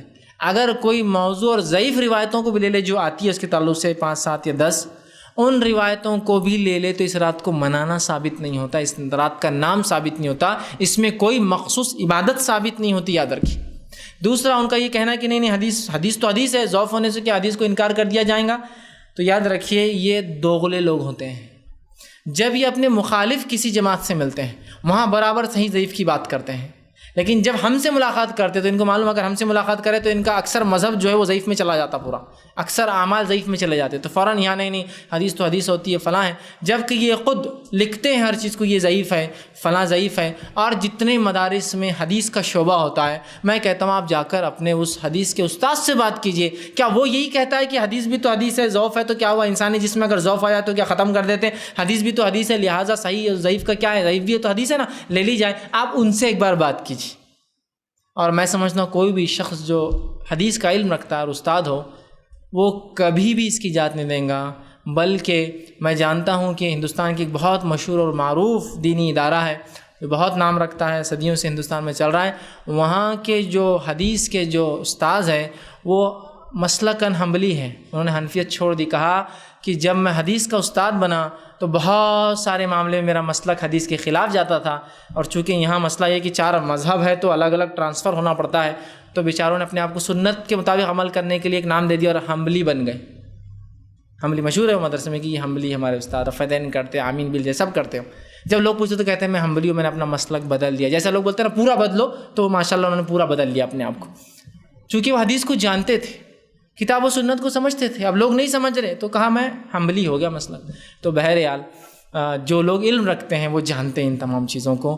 رہا معاملہ ان لوگوں کا جو اپنی روٹیاں سیکنے کے لیے بس لوگوں کو بولنا نہیں انہوں کیا بول رہے ہیں غلط بول رہے جی سب صحیح رہتا، حدیث رہتی، بلکہ بہت سے لوگ تو ایسا کرتے ہیں، اتنا گھماتے ہیں۔ ایک صاحب بولنے لگے بچوں کو، جبکہ ان کو علم تھا، مجھے پتا تھا، اپنے آپ کو مفتی کہتے تھے، لیکن جن کو علم نہیں، بس جن کو جیسے وہ کیا کرتے ہیں آدمی کی صلاحیتوں کے اعتبار سے بات کرتے ہیں، وہ دیکھتے 1 سے لے کر آدمی 100 تک میں کہاں بیٹھتا، 50 ہے تو 50 کے اوپر کی بات کرتے، دیکھ جا رہے تو ایک ہی ہے، 1 نمبر تو 2 کی بات کرتے، 3 کی بات کرتے۔ تو لوگوں کو جمع کیے، بولے یہ لوگ جو بولتے ہیں کتاب و سنت کی معنی، یہ بولتے ہیں حدیث ضعیف ہوتی، تو بولے ان کو جا کے بولے ان کے ابا ضعیف ہو تو گھر سے نکال دیتے کیا، ان کی بات نہیں مانتے کیا، کیونکہ حدیث ضعیف ہے تو بات نہیں مانی جائیں گی، تو ابا ضعیف ہو گئے تو نہیں مانتے کیا؟ کیا بیوقوف آدمی، میں نے کہا اللہ رحم کرے ان پر، اپنے آپ کو مفتی کہتے ہیں، اتنی بھی عقل آج تک نہیں آئی تم کو کہ یہ ضعیف اور بڑھاپے کے معنی میں نہیں جو اردو میں لیا جاتا ہے، یہ ضعیف کمزوری کے معاملے اور راوی کی کمزوری کے معاملے، راوی کے بوڑھے ہونے کے معاملے میں نہیں ہے کہ بوڑھا راوی ہوگا ضعیف ہوگا تو نہیں لیں گے، بولے ابا کمزور ہو گئے تو ان کی بات نہیں لیتے، ابا ضعیف ہو گئے تو بولے نکال دیتے کیا، ان کی بات نہیں سنتے کیا؟ اور اگر ایسی ہی منطق لڑانا، یہ جو منطق انہوں نے لڑائی، اسی منطق کے مطابق میں نے بھی ان کو جواب دیا، میں نے کہا یہ بات تو صحیح ہے کہ ابا ضعیف ہو گئے تو گھر سے نہیں نکالتے، لیکن ابا ضعیف ہو گئے تو ان سے کام نہیں لیتے، تو حدیث ضعیف ہو گئی تو کام نہیں لینا، اس سے رکھنا، اس کو اٹھا کے رکھنا، اس کو مطلب ان کا سوال کا ان کو ان کی عقل سے جواب دیا تھا میں نے کہ ابا ضعیف ہو گئے تو نہیں لیتے، انہوں بولے ایسا تھوڑی کرتے، گھر سے نکال دے بات نہیں لیتے، تو میں نے کہا بات صحیح ہے آپ کی، ابا ضعیف ہو گئے تو رکھنا، حدیث ضعیف ہو گئے تو رکھنا، لیکن ابا ضعیف ہو گئے تو کام نہیں لیتے ان سے، تو حدیث ضعیف ہو گئے تو آپ کام مت لو اس سے، ٹھیک ہے؟ آپ کے موٹی عقل سے موٹا جواب آپ کو، تو لینا ہی نہیں، بولے یہ تھوڑی ہے، میں نے کہا آپ نے جو کہا میں نے اسی کا جواب دیا، ٹھیک کہ آپ لوگوں کو جانچتے۔ اب دیکھیں عام لوگ سمجھتا ہے کہ ضعیف بولے تو بوڑھا آدمی، تو بولے ضعیف بولے ابا بوڑھے ہو گئے تو ان کے نکال دیتے کیا، ان کے ابا کوئی بات بولے سنتے کیا، بولے یہ تو ان کے ابا بھی تو بوڑھے ہوں گے نا، بولے میں نے کہا واہ بھائی واہ، تم مفتی اور تم کو یہ نہیں پتہ ضعیف کس کو بولتے ہیں. تو بہرحال رہا ان کا مسئلہ. تو اللہ بہرحال رحم کرے، وہ کچھ نہ کچھ بنا پر کچھ چھوٹے سے دنیا کے فائدے کے لیے ایسا کر رہے ہیں. اللہ سبحانہ تعالیٰ جو ہے سب کو توفیق دے کہ ہم اپنے دین کو چند ٹکوں کے لیے، تھوڑے سے پیسوں کے لیے، تھوڑے دنیائی مفاد کے لیے کبھی اس طرح سے جو ہے استعمال نہ کریں. بہرحال جی. یہ جو گاڑیوں کی خرید فروخت ہوتی ہے گھروں کی، اس میں ایک ڈیلر رہتے ہیں جو ڈیلنگ کروا کر دیتے ہیں، تو ان کو وہ اس کا کمیشن لینا کس حد تک جائے گا؟ بھائی نے ایک اچھا سوال کیا کہ جو لوگ گاڑیوں کا بزنس یا زمین یا کوئی بھی اور ہو سکتا بزنس، پھل سبزی کچھ بھی ہو سکتا بزنس، جس کے اندر وہ بیچ میں کچھ فیصد لیتے ہیں جس کو ایجنٹ بولتے ہیں، تو وہ ٹکا لینا، فیصد لینا کیا درست ہے؟ تو دیکھیے ایسا فیصد لینا درست اور جائز ہے، اس میں کوئی حرج نہیں. یہ بتا کے بھی لیا جا سکتا اور چھپا کے بھی لیا جا سکتا، بغیر بتائے کے بھی لیا جا سکتا. دونوں ہی طریقے درست ہیں جب تک کہ اس میں جھوٹ نہ بولا جائے اور دھوکہ نہ دیا جائے. سمپل. جیسا کہ میں ایجنٹ ہوں، میں لوگوں کو گھر بتاتا ہوں اور میں کہہ رہا ہوں کہ بھائی یہ گھر اتنے کا ہے، سامنے والا اتنے بیچنا چاہ رہا ہے، چاہے تو شو کروں کتنا مجھے دیں گا، چاہے تو شو نہ کروں کہ کس سے کیا لوں گا، ڈیپینڈ ہے. ادھر سے لے سکتا ہوں، ادھر سے لے سکتا ہوں، یا ان کو بول سکتا ہوں، ان کو ڈیپینڈ، بتاؤں نہ بتاؤں. اور اگر میں ایسا کر رہا ہوں تو کوئی حرج نہیں. لیکن اگر میں ایسا کر رہا ہوں، ایجنٹ بن کے کہہ رہا ہوں اس سے اچھا گھر نہیں ہے 2 لاکھ روپے میں، جبکہ مجھے معلوم اس سے اچھے کہیں 1.5 لاکھ روپے میں، تو جھوٹ. اور وہ تو خیر ہر بزنس میں، حلال میں بھی جھوٹ اور دھوکہ ہو جائے. تو لہٰذا اگر آپ ایجنٹ ہیں تو ایجنٹ کا کچھ ٹکا لینا بیچ میں رہ کر یہ بالکل درست اور جائز ہے، اس میں کوئی حرج نہیں ہے. شریعت نے اسی کو ممانعت نہیں ہے. یہ بتا کے بھی ہو سکتا ہے، یہ چھپا کے بھی ہو سکتا ہے، لیکن اس میں یاد رکھنا چاہیے ایک جو بات ہے وہ ہے کہ چیز کا ریٹ MRP نہیں بڑھنا چاہیے. ایسا بہت سے لوگ ہوتے ہیں بولتے ہیں ارے یہ ڈاکٹرز اور یہ MR اور یہ ارے یہ ایسے رہتے آرام کماتے. کیسے آرام کماتے؟ ڈاکٹر ٹکا لیتا بولے اس سے. کس سے لیتا ٹکا؟ وہ فارمیسی والے سے، وہ اس سے. دیکھیے اس میں اصول کو سمجھنا ہے. اس اصول اگر MRP نہیں بڑھتا ہے تو اس ڈاکٹر کے لیے لینا حلال ہے. وہ ظلم کر الگ بات ہے وہ فارمیسی والے پر، لیکن چونکہ اس کا MRP نہیں بڑھ رہا ہے. جیسے کہ اگر میں سیدھے فارمیسی میں جاؤں تو مجھے دوا مل رہی 100 روپے میں، اور اگر آپ کے ریفرنس سے گیا بھی تو 100 روپے میں، اور اس میں سے آپ کو کچھ ملتا ہے تو اس سے میرا کوئی لینا دینا نہیں ہے نا. میرے کو چیز اسی میں آ رہی. میں ٹیسٹ کرنے جاتا ہوں 100 روپیز میں، آپ ٹیسٹ کو بھیجتے ہیں، آپ کو 40 روپیز ملتا ہے، 60 وہ رکھتا ہے، اور میرے تو 100 جا رہے. تو فرسٹ کیس میں بھی 100، سیکنڈ کیس میں بھی 100. تو یہ جائز ہے. رہا مسئلہ کہ ڈاکٹر اتنا ٹکا لے کے اس پہ ظلم کر رہا، وہ ان کا ظلم آپس کا ہے بھائی، وہ ان کا مسئلہ. لیکن سمجھ رہے ہیں بات کو؟ لیکن یہ جو سسٹم ہے جس میں MRP نہیں بڑھتا حلال ہے. تو سامنے والے نے کہا بھائی میری گاڑی ہے، آپ 50,000 میں بیچ دیجیے، یہی اس کا ہے. تو ایجنٹ اس کا ریٹ نہیں بڑھا سکتا، یاد رکھیں، ورنہ بہت سے لوگ لے لیتے ہیں اور 55 میں بیچ دیتے. نہیں، پھر وہ حرام ہو جائے. مالک نے، جب آپ مالک نہیں تو نہیں بیچ سکتے ویسے، ورنہ پھر حرام ہے ویسے تجارت جس میں آپ مال کے مالک نہیں اور بیچ میں رہ کر آپ پیسہ کھا رہے ہیں. تو آپ نے کہا بھائی یہ 50 کی گاڑی میں اس کو بیچ دوں گا، آپ سے 1,000 لوں گا اور سامنے والے سے 1,000 لوں گا، ٹھیک ہے؟ تو ٹھیک ہے، راضی ہے. 50 میں گاڑی بیچی، ان 50 اس کو دیے، 50,000 اس سے آئے، اس کو کہا کہ 1,000 آپ دیجیے، میرا معاملہ ختم ہوا. تو جب تک MRP نہیں بڑھتا ہے، آپ مالک بن کر نہیں بیچتے ہیں، صرف ایز اے ایجنٹ ورک کرتے ہیں، تو یہ حلال ہے کہ آپ اس کے اندر ٹکا بتا کر یا چھپا کر دونوں ہی انداز سے لیا جا سکتا ہے. اور اگر چھپا کر لے رہے تو MRP یاد رکھیے اس میں بڑھنا نہیں چاہیے. اگر ایسا ہو رہا کہ ڈاکٹر کے ریفرنس سے گئے تو 3,000 کا علاج اور بغیر ریفرنس کے 1,000 کا، تو یہ حرام ہوگا، اس لیے کہ اس میں ریٹ بڑھ جا رہا ہے. لیکن اگر 3,000 کا علاج ریفرنس سے بھی 3 میں ہوتا، ڈائریکٹ گئے بھی تو 3 ہوتا، تو آپ کا اس میں ٹکا لینا انشاءاللہ عزیز حلال ہے. اس میں کوئی قباحت یا برائی انشاءاللہ نہیں ہوگی. میں نے سنا ہے کہ جس شخص کو زیادہ بیٹے ہو جاتے ہیں وہ ان کے نام سے LIC کھلتے ہیں، اور وہ ان کو لگتا ہے کہ آگے چل کے میں ان کی شادی نہیں کر سکتا. تو کچھ علماء نے کہا ہے کہ یہ صحیح ہے، جائز ہے. تو اس کا آپ بتا سکتے ہیں؟ میں نے ایک سوال کیا کہ جن لوگوں کو بیٹیاں ہو جاتی ہیں اور وہ جو ہے بولتے ہیں کہ ان کی شادی ہم نہیں کر پائیں گے، لہٰذا وہ اس طرح سے وہ LIC وہ نکال لیتے ہیں، اور کسی عالم نے کہا کہ ہاں یہ درست ہے. تو دیکھیے یہ جائز نہیں ہے. سب سے پہلی چیز تو یہ کہ بچیوں کی شادی میں پیسہ لگتا ہی نہیں ہے، سوائے اس کے کہ ہم نے ایسا ماحول بنا دیا. تو میں حقیقت سے ہٹ کر بات بھی نہیں کروں گا کہ لگتا ہی نہیں ہے تو ضرورت ہی نہیں ہے، میں حقیقت سے ہٹ کر، لیکن میں حقیقت پر اپنی بات کر رہا ہوں. شریعتاً تو پیسہ لگتا نہیں ہے، لیکن میں اور آپ جانتے ہیں ان کی شادی میں پیسہ لگتا ہے. اس کے بغیر آج کل نوجوان راضی نہیں شادی کرنے، چونکہ ہمارے نوجوان جو قوام تھے کمانے والے بھکاری بن چکے ہیں. تو ظاہر سی بات ہے ان کو چاہیے، تو بیٹیوں سے وہ لینے والے ظاہر سی بات ہے وہ باپ مجبور ہیں، ٹھیک. تو اب مجبوری سے وہ ڈر جاتا ہے، بیٹیاں زیادہ ہیں. تو سب سے پہلے یاد رکھیے بیٹیوں کو باپ کمزوری کیوں سمجھتا ہے اپنی. میں کوئی بات سمجھ نہیں آتی. کل مجھے حال ہی میں میرے ساتھ ایک واقعہ بڑا مجھے عجیب لگا اس واقعے کو سن کر، کہ ایک صاحب تھے، وہ 2 لوگ بات کر رہے تھے، میرے سے کوئی ڈائریکٹ کسی نے بات نہیں کی، آپس میں کر رہے تھے. سن کے تعجب ہوا. ایک شخص آیا اور آ کر جو ہے میرے ساتھ میرا لڑکا تھا، تو کہا ماشاءاللہ بہت اچھا آپ کا خوبصورت بچہ ہے، وہ تعریف کرنے. میں نے کہا ماشاءاللہ، اور وہ رو رہا تھا، اس کو سمجھانے لگا ہوں. تو اس کے بعد ایک دوسرے صاحب، میری سے بات ختم، ادھر چلا گیا ہوں. دوسرے نے کہا رہے بولے تیرے بھی تو بچے ہیں نا؟ بولے 4 بچیاں ہیں، بولے میرے کو 4 لڑکیاں ہیں میرے کو. تو اس میں نہیں 4 نہیں چاہتے کو 5 تھے نا بولے, ایک مر گئی نا بولے. تو بولے کیسے کیا وہ تیسرے نمبر والی مر گئی بولے, بیمار تھی بولے, وہ مر گئی بولے. اچھا وہ مر گئی بولے تو پھر آپ 4 ہیں نا, ہاں آپ 4 ہے بولے, اس لیے میں نے 4 بولا بولے تیرے کو. وہ بولنے لگا, ارے میرے کو بتایا بھی نہیں یار, تو اتنے میرے ساتھ رہتا, تیری ایک لڑکی مر گئی, اس کا انتقال ہو گیا, جو پیدا ہوئی تھی وہ کیا بولے, نہیں پیدا نہیں بولے, وہ تیسرے نمبر کی بولے, اور کچھ تو بھی اس کو فالٹ آ گیا تھا بولے دماغ میں اس کے, مر گئی بولے بھینچ بولے ختم ہو گیا بولے. تو مجھے امیزنگ لگنے لگا کہ اس نے جتنی اہمیت میرے لڑکے کو دی, اپنے بچیوں کو بھی اتنی اہمیت نہیں دے رہا تھا. ظاہر سی بات ہے, میرا لڑکا تو اس کے لیے کوئی بھی نہیں ہو رہا, لیکن لڑکوں کی جو اہمیت بنی ہوئی ہے ذہن میں لوگوں کی, اور لڑکیوں کا جو ارے یار مصیبت آ گئی ہے تو وہ ذہنیت سب سے پہلے. آپ سامنے یہ خاموخواہ کہا کیا, جو 3 لڑکیوں کو اور جو 2 لڑکیوں کو ہے نا, یا 3 بہنوں کو اور 2 بہنوں کو پالے, ان کی کفالت کرے, ان کو تعلیم دے, ان کو تربیت دے اور ان کا نکاح کر دے, وہ جنت میں جائیں گے. جنت پھکڑ چاہتے ہو تم, LIC کو دینا چاہتے ہو جنت, ہاں LIC کو دینا چاہتے ہو اپنی جنت, اسی کا تو اجر ہے تمہارا. تو محنت کرو, کوشش کرو, اللہ ان کے نصیب سے رزق دیں گا تم کو. اگر ان کی شادیاں مال سے ہونے والی اور یہ مجبوری آج کے سماج کی, تو اللہ وہ بھی دیں گا تم کو, دیکھو تو صحیح. لیکن ہم نے کیا کہ اپنے آپ کو رزاق سمجھ لیا, رزق ہم دیتے نا, ہم بناتے اپنا رزق. اب رزق چونکہ میں بناتا ہوں تو میرے پاس تو ریسورسز کم ہے رزق کے, تو لہٰذا مجھے ڈھونڈنا ہے رزق کے, تو اب جاؤ LIC کی طرف. اور پتہ نہیں علماء نے کیسی اس کی اجازت دے دی, تعجب ہے. اور میں بھی ایک مفتی صاحب کو جانتا ہوں, بیچاروں نے ایک بار اکیلے میں بہرحال, یہ کہ پبلک میں تو نہیں کہتے تھے, کسی نے کہا کیا فائنینس پہ گاڑی لینا جائز ہے؟ اب شاید انہوں نے لے رکھی ہوں گی تو اللہ ان پہ رحم کرے. تو کہا اگر فائنینس میں ہم گاڑیاں نہیں لیں گے تو انڈیا کی اکنامی کیسا بڑھیں گے؟ میں نے کہا بڑی فکر ہے تیرے کو اکنامسٹ کو, احترام اپنی جگہ, لیکن تجھے بڑی فکر ہے جس چیز کے تعلق سے اللہ نے اعلان جنگ کیا, مشرک کے خلاف اعلان جنگ نہیں, سود کے خلاف اعلان جنگ ہے, اور تم بولتے ہو کنٹری کی اکنامی بڑھانے کے لیے سود لو, تم بڑھاوا دیتے ہو لوگوں کو سود کی طرف. سود کے نقصانات کیا ہوتے ہیں یہ ہم تصور نہیں کر سکتے. معلوم آپ, آج دنیا کی بدحالی کی ایک سب سے بڑی وجہ صرف سود ہے. معلوم, صرف سود ہے سب سے بڑی وجہ بدحالی کی آج.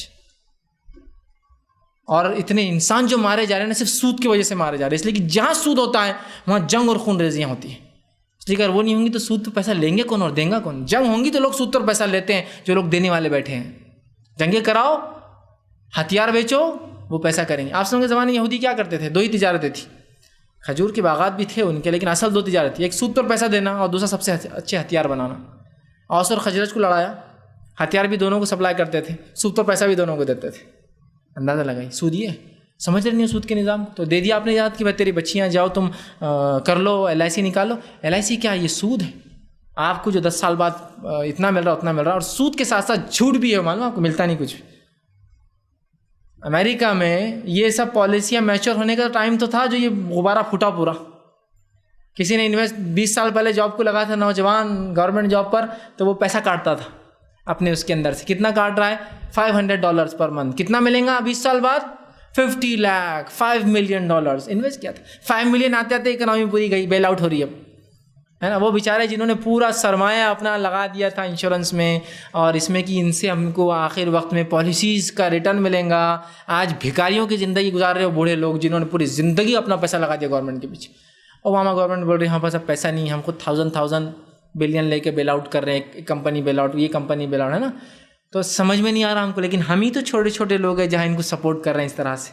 یہ بھی ایک نیا وہ ہے کہ بچیاں بہت ہو گئے تم کو, لہٰذا بوجھ بہت زیادہ ہے, یہ تم نہیں کر پاؤ گے. دیکھیے رزق دینے والا اللہ ہے, اگر اس نے اولاد دی ہے آپ محنت کیجئے اور آپ کوشش کیجئے.